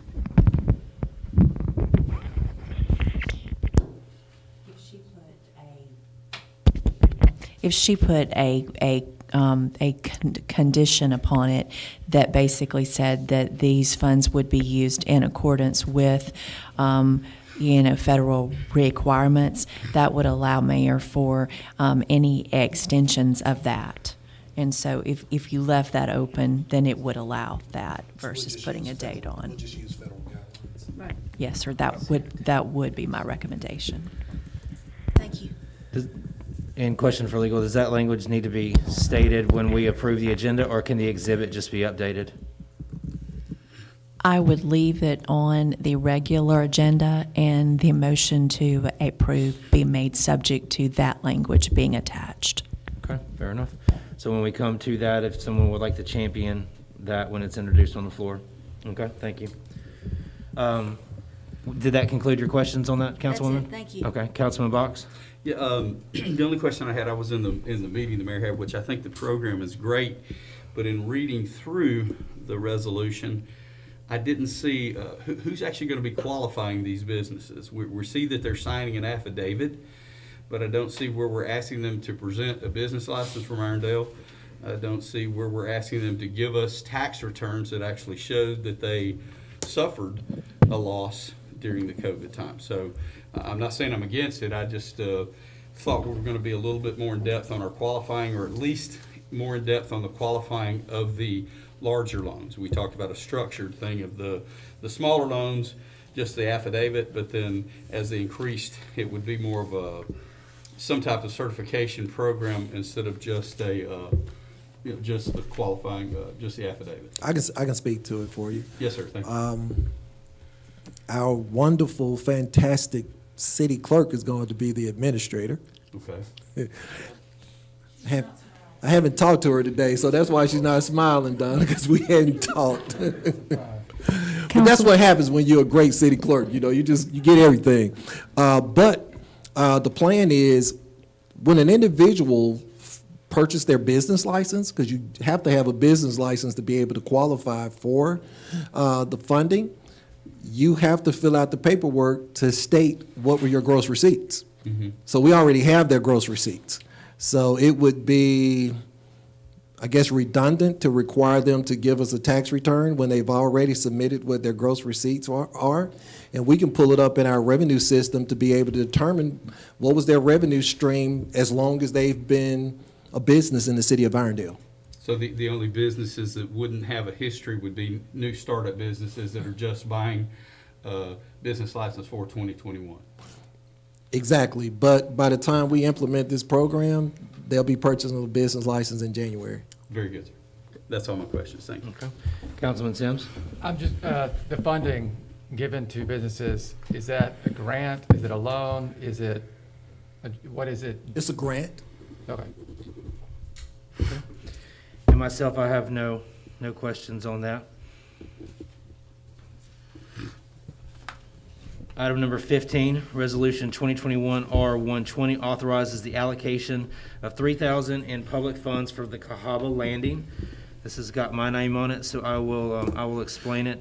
Basically, this is coming from discretionary funding, and what we're doing is we're going to be purchasing rocks and things of that nature in order to install at the Cahaba Landing to mitigate erosion and further environmental damage downstream by the bank, shedding soil and things of that nature. So Miss Jenny Brown has worked very hard on rounding up this information. She's worked with some community partners, with Tower and some things like that. Some of this rock might be able to be donated, some might be purchased, and they're even possibly willing to help us move some of that rock down to the actual bank bed. So I just want to say I really appreciate Ms. Jenny Brown for helping me with this and doing the legwork for that. Councilman London, do you have any questions on that? No question. Okay.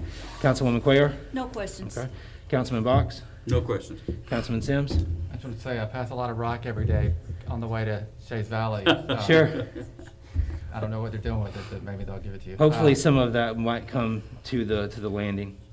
Tower's been apparently pretty good to work with on that Jenny report. No questions. Cool, thank you. And myself, no questions on that. Councilman Lennon, could that go on consent? You can. All right, Councilwoman Cuellar? Yes. Councilman Box? Yes. Councilman Sims? Yes. Okay, cool. Did we do 14 on consent? It was recommended that Recommended.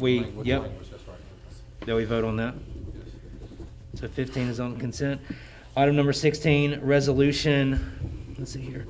Resolution 2021-R121 rejects the sole bid for Old Overton Trail paving and pipe maintenance and authorizes the mayor to negotiate pricing and enter into an agreement. Let's see here. Mayor, would you like to kind of fill us in a little bit on the methodology and what's happening? Yes, we adopted a resolution at the last council meeting to accept the bids for Old Overton Trail. However, that was not the original bid. So we had to reject the original bid and to follow the way that it was supposed to be done in state code. So we're rejecting the bid because there was a misinterpretation in the specs. Therefore, you will reject the bid. You'll give me the opportunity to negotiate with the bidder I think the amount is no more than $315,000. You can go ahead and speak to it. This resolution would replace the other one, which would have been 2021 R98. It will actually resend it, and this resolution will reject the bid of Southeastern, which was in the amount of, $428,091, and, 00. And in accordance with the state's law, it would allow the mayor to negotiate the price for an amount not less than the quoted bid amount, and then would authorize the mayor to enter into an agreement with this particular bidder for an amount less than the bid amount. And that would be in accordance with the state's law. Thank you. Councilman Lennon, any questions? No question. Councilwoman Cuellar? No questions. Councilman Box? No questions. Councilman Sims. Okay, so this is basically housekeeping, because we got ahead of ourselves last time, correct? This would be to allow the bid process to go forward smoothly. Okay. Yes, correct. And we approved the 315 or something, and this is saying that the mayor will get it for that or less, or for this 428 or less?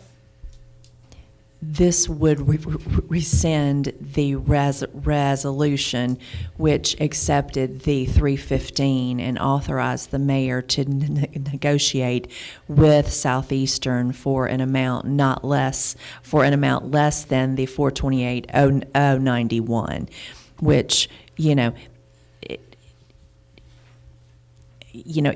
it would be less than the 428,091. Is it going to be the amount that we already passed, or? It would authorize the mayor to negotiate, which it would be expected to be that amount, yes. But the authority here is for an amount not greater than the bid amount. And so the mayor will go back to them after this and, talk to them about an agreement. Thank you. And myself, no questions there. This item, if we could treat it like an ordinance, item number 16, R121, if we could treat it like an ordinance when we come to that, appreciate it. Item number 17, Resolution 2021 R122, authorizes the execution of a service agreement in the amount of $35,000 with the the Greater Irondale Chamber of Commerce. Mayor, if you could just give us a brief on that. Yes, we just wanted to make sure we had something in writing that outlined what were the expectations the city expected for the chamber to be able to execute certain things during the fiscal year. It's the same amount that it's been for 3 or 4 years, and it's already in our spending plan. Thank you, sir. Councilman Lennon, any questions on that? No question, no, sir. Councilwoman Cuellar? No questions. Councilman Box? No questions. And Councilman consent. Sims? No questions. And myself, no questions. Will we be willing to put item number 17 on consent? Councilman London? Yes. Councilwoman Cuellar? Yes. Councilman Box? Yes. Councilman Sims? Yes. And myself, yes. Item number 17 will go on consent. Item number 18, Resolution 2021 R123 amends Resolution 2018 R8 to provide that certain funded be allocated to Ellard Park in lieu of Ruffner Park. This has got my name on it. So this was discussed at a Parks meeting recently. It was touched on where basically several years ago, Spire needed to do some work. They needed to purchase some permanent easements and some temporary easements. There was a payment made from Spire. It was very important to me that those funds stayed with the ballpark and not just went into and get absorbed into the general fund at that time.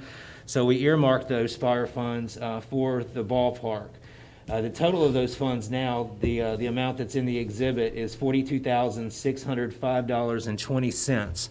So as we have been dealing, my methodology behind this is as we've been dealing with phase one, the elements, the fact that what we've been proposing, the bid came in dramatically higher than what we had allocated for it. We're still continuing to pick at phase one. In order to get the dog park piece moving, I'm basically advocating that the dog park move permanently to Ellard Park and that a facility be built from there and the dog park portion be removed from the phase one design of the ballpark. So basically we're just proposing to move those funds, those Spire funds that are earmarked for the ballpark, and then reallocate them to Ellard for the construction of a dog park. Councilman London, any questions? No questions, sir. Councilwoman Cuellar? No questions. Councilman Box? No questions. Councilman Sims? None. And myself, none. Would we be willing to put item number 18 on consent, Councilman London? Yes. Councilwoman Cuellar? Yes. Councilman Box? Yes. Councilman Sims? Yes. And myself, yes. Thank you for that. Item number 19, Resolution 2021 R124 authorizes the expenditure of coronavirus state and local physical recovery funds and approves a one-time premium payment of, and I believe we're going to correct this language here, I'm just going to leave that off for a second for each city employee. Mayor, if you could take us through this one and update it. Yes, I will. Initially, I had proposed that in lieu of longevity pay this year, that we just do a lump sum across the board for everybody. That was the same amount. After having talks with Councilwoman Cuellar as well as Councilman Box, they shared with me that they would like to see a two-tier version of this. I think that it is an excellent idea. What they recommended that we do, that police, fire, public works. And sanitation. s- And sanitation. It's public works. It's public Yeah. works. And the mayor. Y'all heard how I snuck that in there, but you can strike the mayor. But I thought about it.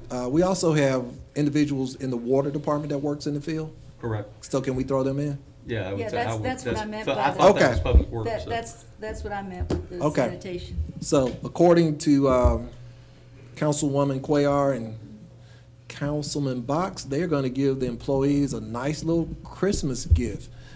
So they're proposing that those groups that I just named get $1,700, and that the other employees still get the $1,200.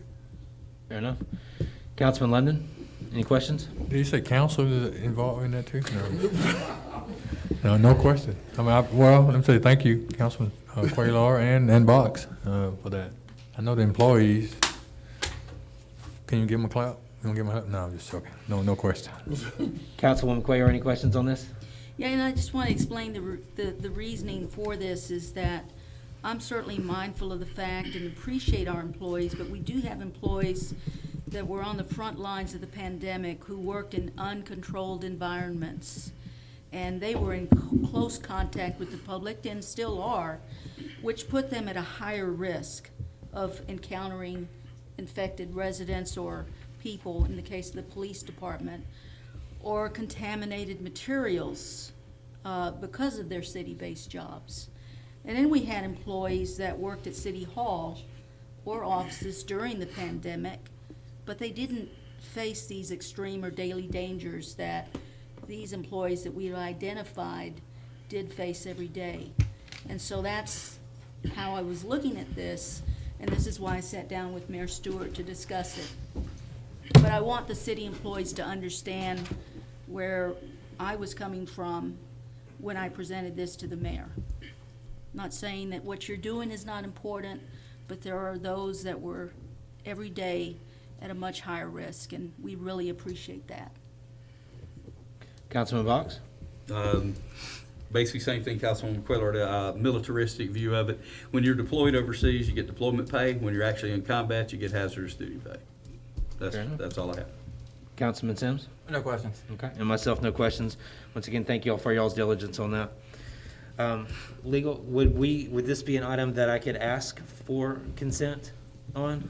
I would recommend that it be left Voted. on the regular since it does need to be modified. Copy. Modified in the same manner the previous one was, basically? As the coronavirus. Oh, yes. For the small business. Got it. All right, so that's item number 19. Item number 20, Resolution 2021 R125, authors the mayor to settle certain claims. So I know I had some questions about that. Mayor satisfied them. But Mayor, if you could let us know what this does. Yes, this resolution is when the city needs to settle claims with the insurance carrier, or any claims. With a third party. With a third party. And typically, they want somebody to sign off from the city. April created a resolution that would authorize me to be able to do that with the council president and another council member.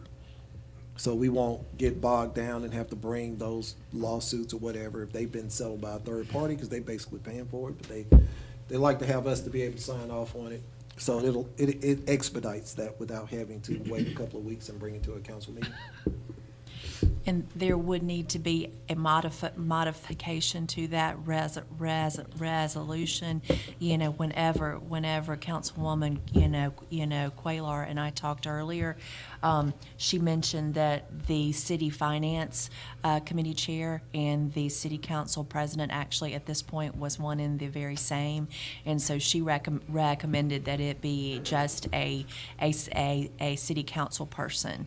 And so basically the way that this would work is if the mayor was presented with a settlement agreement for a third-party claim, then he would contact the city council president and any council member to actually get their authority in writing to sign, to settle this particular, claim that would generally be paid for by the insurance company, but they would need a release from the city signed for. And so then that would authorize the mayor, after he got the city council president's approval and one council member's in writing, this would allow him to be able to execute a document to settle that particular claim. Gotcha. Councilman London, any questions on that? No question. All right, Councilman Quayle? No more questions. Okay, Councilman Box? No question. Councilman Sims? Done. And myself. So do we need to update that when we approach it on the docket? Yes, I would recommend that this one also stay on the regular agenda, and that any motion to approve be made subject to that particular change. Copy. So, like Ms. April said, so when this item is brought forward, if the appropriate change can be vocalized at that time. Thank you. All right, and finally, item number 21, Resolution 2021 R126, establishes and authorizes an employee tuition reimbursement program. Mayor, if you could just walk us through the details on that one real quick. Yes, I mean, I believe that education is very important, and whatever you can do to help your workforce to become more educated about what they do, it's a good deal. So what we're trying to do here, first time in the history of the city of Irondale, is to encourage employees to go back and to get either a 2-year degree, 4-year degree. You can work on your graduate work, but it has to be in line with what you're doing right now. And we will reimburse you up to $5,000 if you pay for it up front and maintain a B average or a 3.0. And if you can do that and bring the supporting documents to us, then we will be able to reimburse the employees for going back to school and furthering their education. There was $100,000 that was set aside in the spending plan, so the money is already there. We just wanted to make sure that we put the parameters together so that we can begin to promote it and encourage our employees to further their education. Thank you, sir. Councilman London, any questions? So, one question, I guess, is that a one-time, 1-year fee? Would that be, that's renewable every year? How are we gonna do that? That's a good question. Yeah, once the $100,000 is gone, it's gone? Oh, yes, yes. So the Okay. first 20 people at 5,000 a watt. Okay. You know, All if you right. get there and you at the 105, then you just have to wait till the next fiscal year. I got you, okay. Councilwoman Quayle?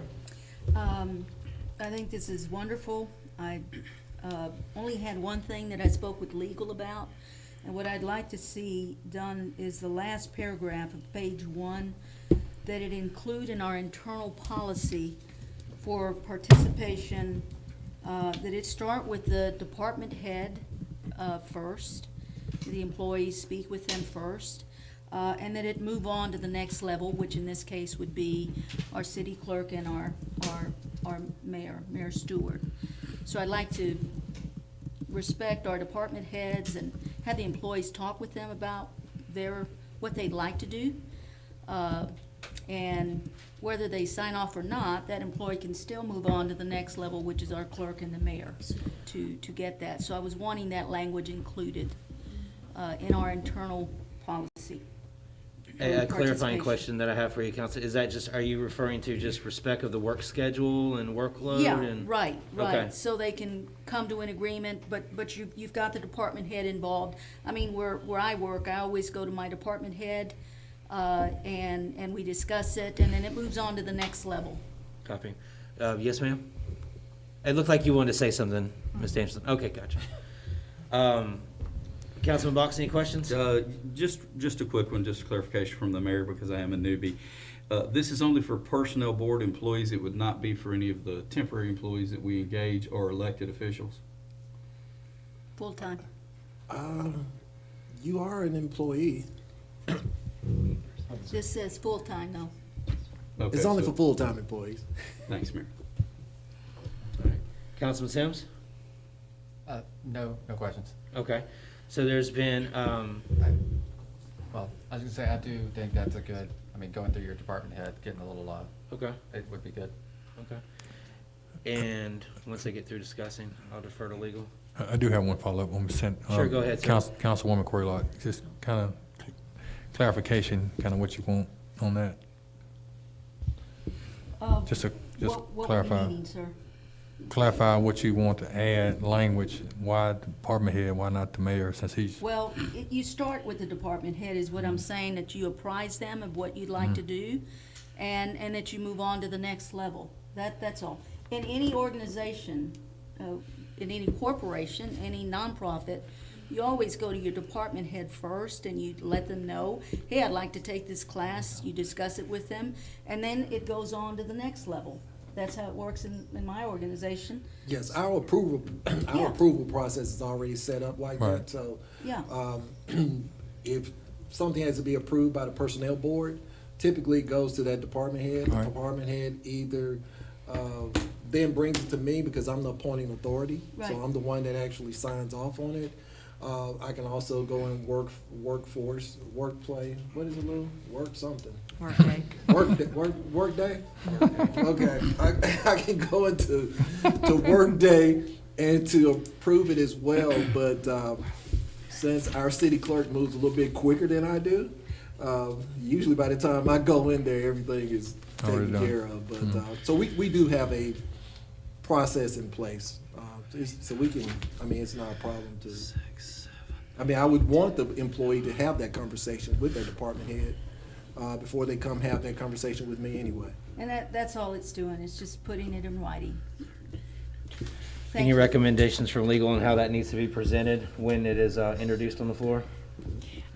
I think what Councilwoman Quaylar was saying is that she would just like that to be included within the city's internal policies, Right. and that it would not be part of this. Okay. Right. Perfect, fair enough. Councilman London, are you good with that? Her amendment? Councilman Box, are you good with her I am good, amendment? thank you. And then Sims, are you? Okay, and then myself, I'm good with that as well. Okay. Yes, sir. President, Councilman London, what we will do, we'll make that a part of our employee manual. correct. Right. So it already be, when it talks about education reimbursement, Right. that'll be a part of the manual, so all employees That's cool. would get a copy of it. Thank you. Councilman London, are you good with that item going on consent? Oh, yes. Okay. You said that was a yes? Also, yes. Okay. Councilwoman Quayle, are you good with that? Yes. Councilman Box, are you good? I'm good. And Councilman Sims, are you good? Yes. And myself, I'm good with item number 21 being on consent. Okey dokey. Back to the front page. So we have had our deliberation. It is now time to approve the agenda. If someone would like to step out on that ledge. Let me try it, and y'all correct me if I mess it up. All right, I make a motion that the agenda be approved with, on the new business, number 6 under consent, number 8 under consent, number 9 under consent, number 15 under consent, number 17 under consent, 18 and 21. And also, there was some language being changed in 14, I think you wanted to add, Councilwoman Quaylor. Yes. I believe 13 was also on consent. 13 is under consent, What about 13 is under 12? consent. No budget was under consent, Budget. under the budget. All right, we have an agenda up for approval on the floor. Do we have a second? We have a second by Councilman Box. All in favor? Aye. Any opposed? Okay. Now that we have an approved agenda on the floor, we would now accept any public comments on agenda items only. items that were on consent and items that were not on consent. I believe we had a comment, someone who was interested in making a comment about one of the properties. This would be that time? Okay, copy. Thank you, you're welcome. Do we have any, yes, sir, please. We've got a lot of items here, so we'll be enforcing the 2-minute rule.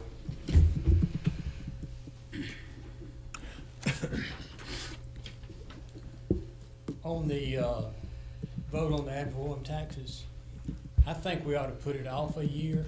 We haven't gotten our tax notices this year yet. Every year they've been going up, and I understand that on a $100,000 house, we're talking about $65, but this also affects every business.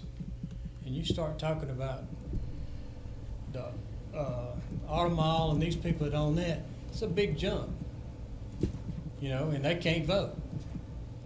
And this was voted down 2 or 3 years ago. We've gotten more retired people coming in. I don't think it's going to pass. But when you start talking about we've got some houses in Irondale now that's selling for $500,000. You're talking about $400 in increase. And I think that we, you know, if we got to have it, but I think we need to wait 6 months or a year to see what our taxes are now and see where we are, rather than, you know, our business cost now. If you've got a rental business, you're already paying 1/2 of 1% rental tax. Everybody that rents a business in Irondale, it's supposed to be people that, I think you have to have over 2 houses or something. You got to pay that tax. And then you turn around and add more ad valorem tax on it. And people have signed leases that aren't able, they're not triple net leases, they can't pass this on to tenants. You can't raise the rents, so it's coming out of your bottom line, right off the top. And the other question I had was on the expenditure of the coronavirus. It says all employees, does that cover seasonal employees? Mayor? Question was if it covers seasonal employees. Well, we don't have seasonal Yeah. employees. Don't you have some people that cut grass and stuff that, We wouldn't pay contract. Those are contract individuals. those are contract individuals? Yes, we're talking The reason I about, said that, I didn't know whether we've hired employees since this virus, you know, since we went through all of this, that have worked, say, a year, 6 months, 6 weeks. and if we have hired them, so what? I mean, do they still get the bonus? If they are in an employment status with the city as of September the 30th, Okay, I don't know how many of them there are. I didn't know whether if we've got employees that weren't employed here during that time, do they still get the bonus? no, you have to be on the payroll as of September the 30th. That was the end of the fiscal year. Of this year, right? Yes. Okay, well, what I'm saying is, We didn't hire anybody on September 29th. I was saying for the last 6 months, these people that had been here 4 or 5 months, they're still eligible for this increase. But those individuals are contract workers. If they're We contract haven't hired workers, anybody in the last, I'm quite sure we have hired some employees. that's what I'm saying. But if they were on the payroll, they're full-time classified employees as of September the 30th, they will get paid. Okay, and I thought this was taking place of the longevity pay, which these people wouldn't be eligible for. Your two Well, 2 minutes is people- well up, People that's Mr. been here Graham. less than 6 years wouldn't be eligible That's for what I'm saying. longevity pay. Okay, thank you. Thank you. It's just, can I make one comment, Mr. President? Yes, sir. About the ad valorem tax. You know, I think we're getting the cart before the horse. It still has to pass by the people vote. So tonight, we're not adding tax. We're just passing a resolution to allow the people to vote for it. What does it cost us to have a special election? We're talking about the tax. We're not talking about the special election. We're talking about the tax. It says you have to have a special election. What does it cost us as a city to put on a special election? It would cost no more than $10,000. I'll accept any other questions on agenda items only at this time. All right, come on, chief. It's more of a comment. Okay.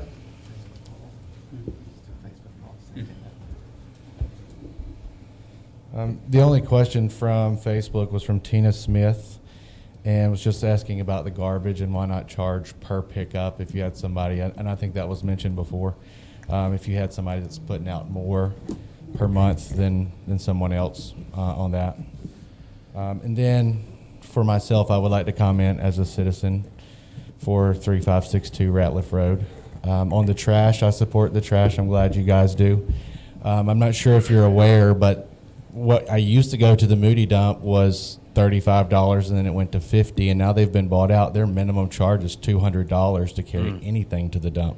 Wow. So $5 is nothing. So I'm glad you guys are supporting that, because I really, really support that. I'd pay $10 a month, but so thank you for that. And I think I had one other note here. So and I'm for doing the election for the ad valorem, living here as well. I think we should give that vote to the citizens, not decide on, I mean, ultimately by saying you don't want to do it, you're deciding on what you think the citizens want to do. I think you should put it out there. If it passes, it passes. If it doesn't, it doesn't.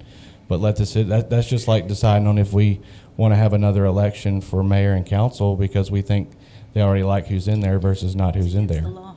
You can't do it. It's against the law. Well, I know you can't, but it's just like you're deciding what you think that I want as far as a citizen. If you say no tonight, if I wanted it and majority of people in here wanted it, we get no choice to vote on that. You should at least give us the chance to vote on it, yes or no. Now respond to that. Yeah, absolutely.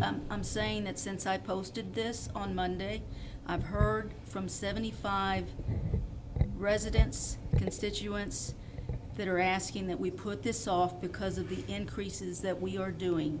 We are not saying no to it completely. They simply ask that we put it off for a year. No, and that's fine. I just want to speak I want to be the 76th person to say something and to just, as a citizen, say what I feel. So thank you. Thank you, sir. Any final comments on agenda items only before we proceed? Okay. That being said,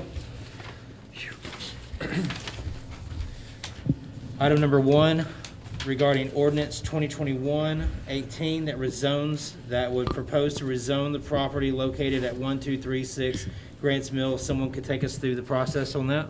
Yes, I make a motion that ordinance 2021-18 be considered read. Can we have a second? Second. All in favor? Aye. Yes, ma'am? I make a motion that we suspend all rules that would prevent the immediate consideration of ordinance 2021-18. We have a motion. Do we have a second? Second. Roll call. Councilman London? Yes. Councilwoman Cuellar? Yes. Councilman Box? Yes. Councilman Sims? Yes. And myself, yes. And finally?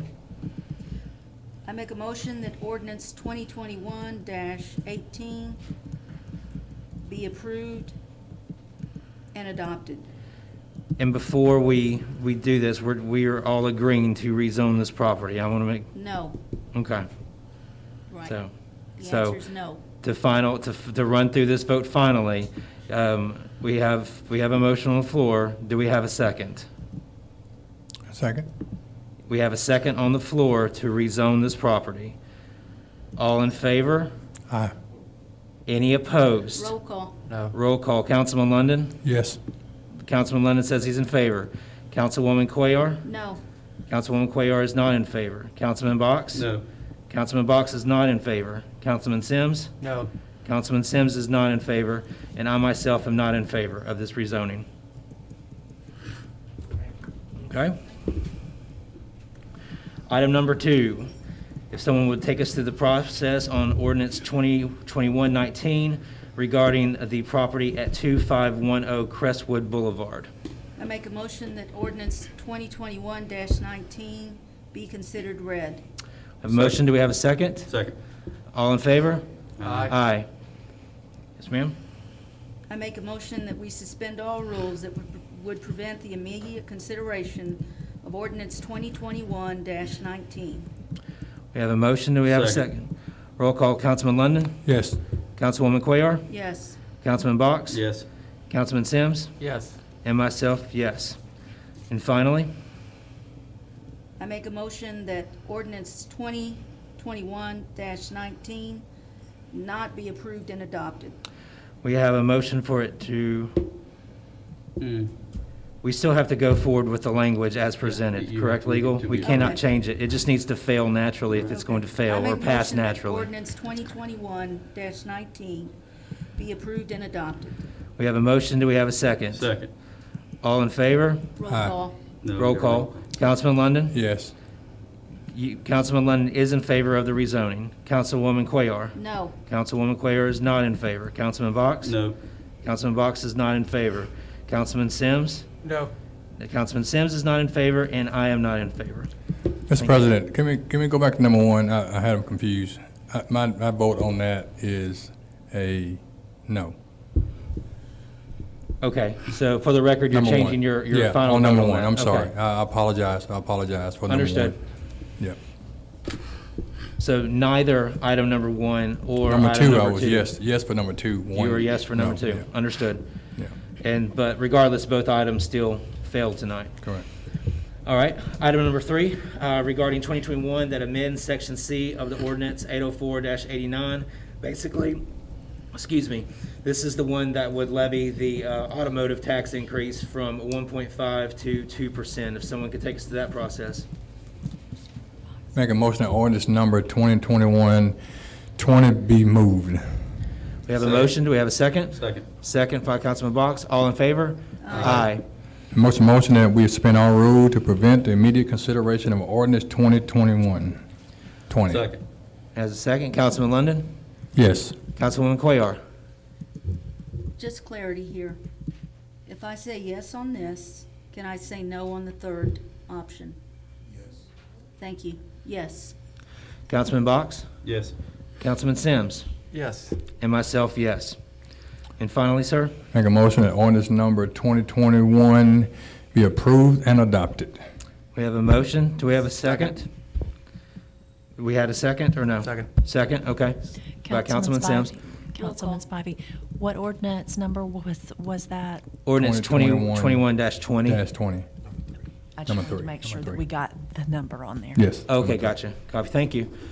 So roll call, Councilman London for Yeah. approval on item number three? Yes. Councilwoman Cuellar? No. Councilman Box? Yes. Councilman Sims? Yes. And myself, yes. Since it's not unanimous, that motion fails. It can be reintroduced at a later time, Mayor? Resolution next time. It doesn't have to be unanimous. It doesn't. Oh, it doesn't on that? No, no, Okay. because you all suspended the rules, that was Right. unanimous, but the Okay. vote is majority vote. For some reason, I thought it was going to have to come back in 2 weeks. Thank you for that clarification. So It's- that item it's does considered pass. passed. Okay. Maybe I was just lumping it with unbudgeted expense ordinances. I think that's where I was Thank you, getting it Legal. from. All right. Thank you. So item number three passes. Item number four, if you could take us through that ordinance as well. Make a motion that ordinance number 2021-21 be considered read. We have a motion. Do we have a second? Second. All in favor? Aye. Any, and yes, sir, please, go ahead. Do I have a motion that we suspend all rule to prevent the immediate consideration of ordinance 2021-21? All right, do we have a second? Second. Councilman London? Yes. Councilwoman Cuellar? Yes. Councilman Box? Yes. Councilman Sims? Yes. And myself, yes. And finally, sir? Make a motion that ordinance number 2021-21 be approved and adopted. We have a motion. Second. Do we have a second? Second. Mr. Box, Councilman London? Yes. Councilwoman Cuellar? Yes. Councilman Box? Yes. Councilman Sims? Yes. And myself, yes. So item number four passes.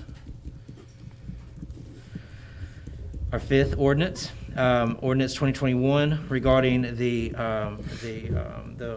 rate increase for garbage, refuse, and trash being bumped up $5. Can someone take us to that process? Motion that 2021-22 be considered read.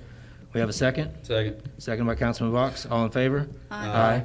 Yes, sir? Make a motion that we suspend our rule to prevent immediate consideration of ordinance 2021-22. Second. We have a second by Councilman Box. Councilman London, roll call. Yes. Councilwoman Cuellar? Yes. Councilman Box? Yes. Councilman Sims? Yes. And myself, yes. Motion that ordinance number 2021-22 be approved and adopted. All right, we have a motion. Do we have a second? And then Councilman London, finally. Yes. Councilwoman Cuellar? Yes. Councilman Box? Yes. Councilman Sims? Yes. And myself, yes. Item number 5 passes. All right. Item number 6 was on consent. Item number 7, if that could be introduced. Make a motion, resolution 2021 R112 be moved. We have a motion. Do we have a second? Second. All in favor? Aye. Aye. Any opposed? No. No? Is that a budgeted expense this year, Mayor? Well, that's just to,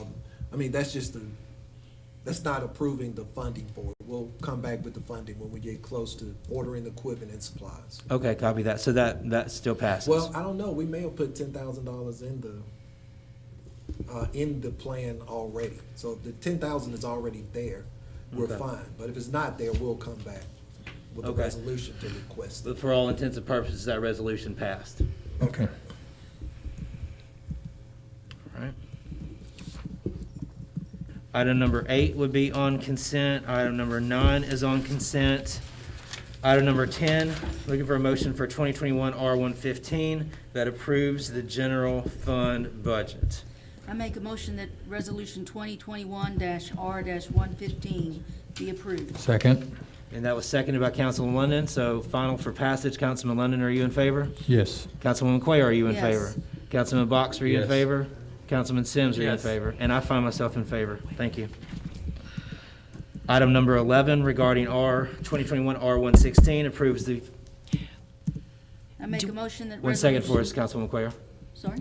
One Do second. we want to do these as ordinances?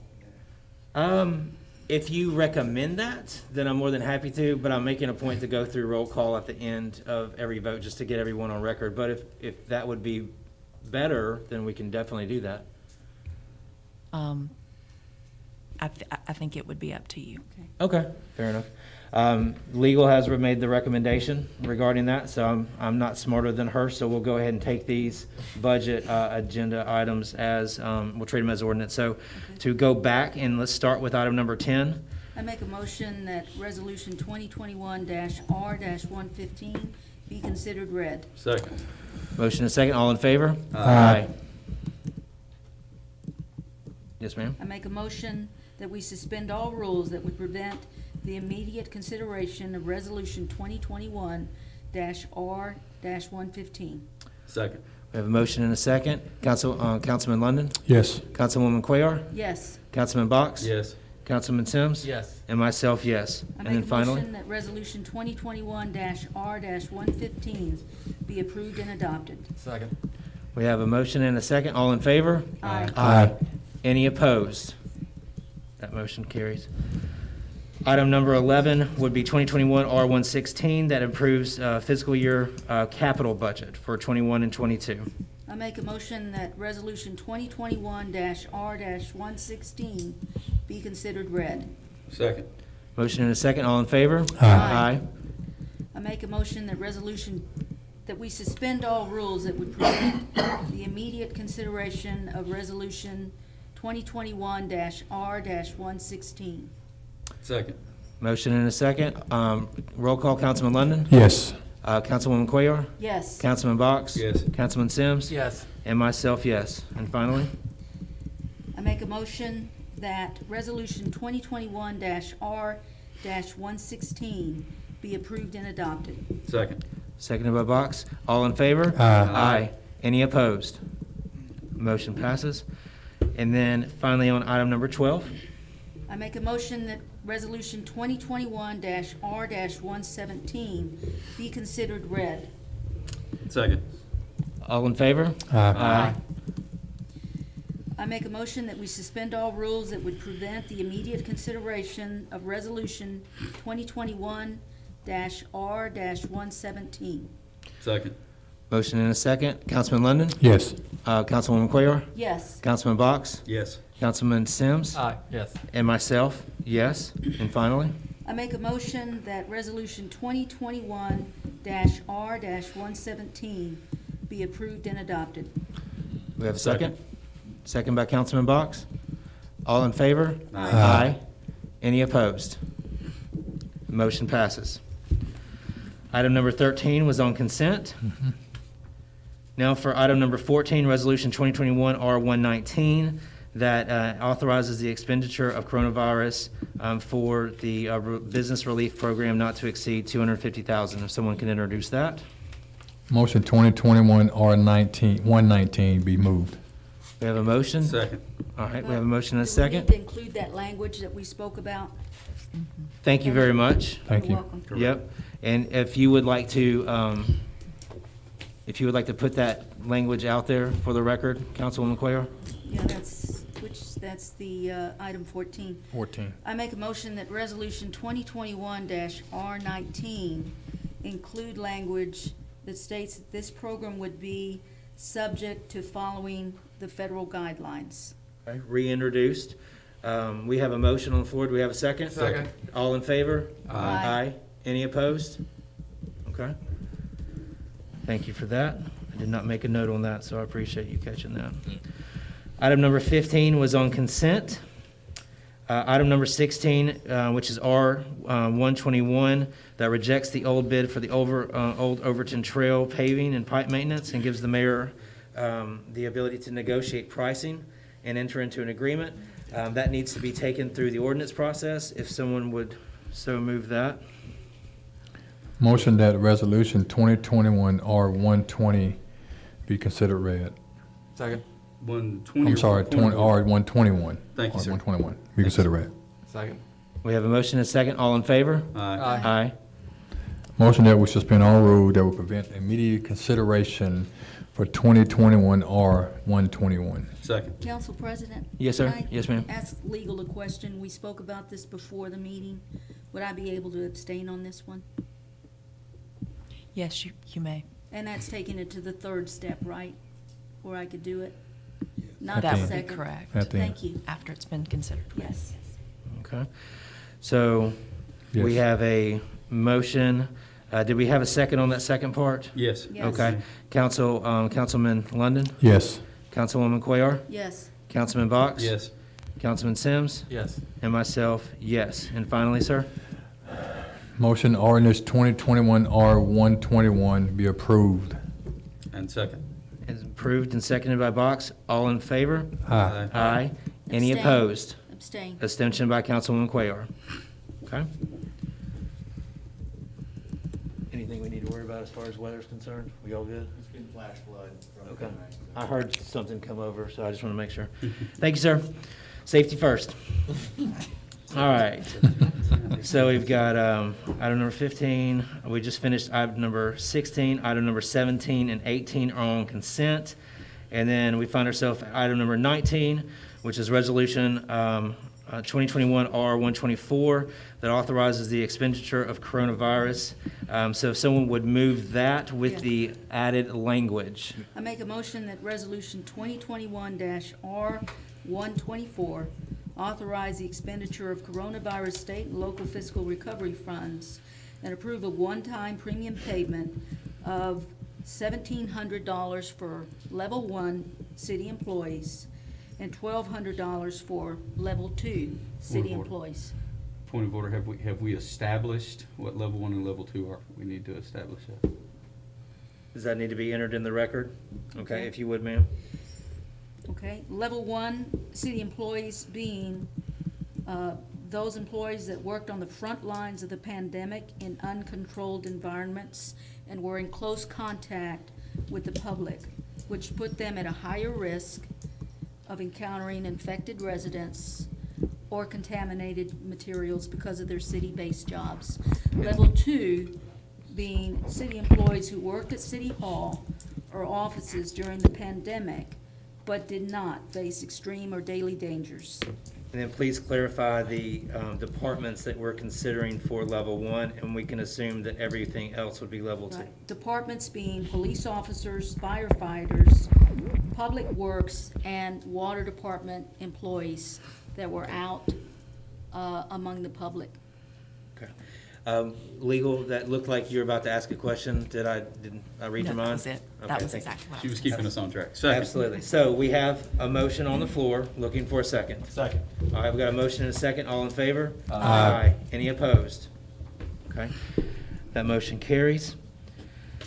Our last item, Resolution 2021 R125, that authorizes the mayor to settle certain claims. I make a motion that Resolution 2021-R-125 be approved with the amendment of one council member being in this resolution, striking the Finance Committee Chair and adding language that says one council member. And the council president. And Yes. Council Okay. President. All right, so we have a motion on the floor as amended. Second. We have a second by Councilman Sims. All in favor? Aye. Aye. Any opposed? So that motion carries. Item number 21 was on consent. Is that a record for agenda items? Close. I think it's Gotta be. I think it's gotta be. All right, so we're knocking on 8:30 here. Any public comments to the council on non-agenda items? No questions for the council on non-agenda items? Chief, do we have anything yet, or is it a little too quick? We haven't had anything in a while, so. Okay, cool, everybody's eating dinner? All right. They went to sleep. So, since we have no comments from the crowd on any non-agenda items, I'll take a moment here to say that we're going to go ahead and move into executive session. We're going to move into a different room, and that executive session is to discuss negotiations involving matters of trade or commerce. As an important note, we will not be reconvening in this room after that executive session ends. We will be adjourning the council meeting. So we're going to go ahead and we need a motion to enter executive session. Make a motion to enter the executive session. We have a second? Second. All in favor? Aye. Thank you. Thank you for everyone for coming out and sticking with us tonight. Be safe as you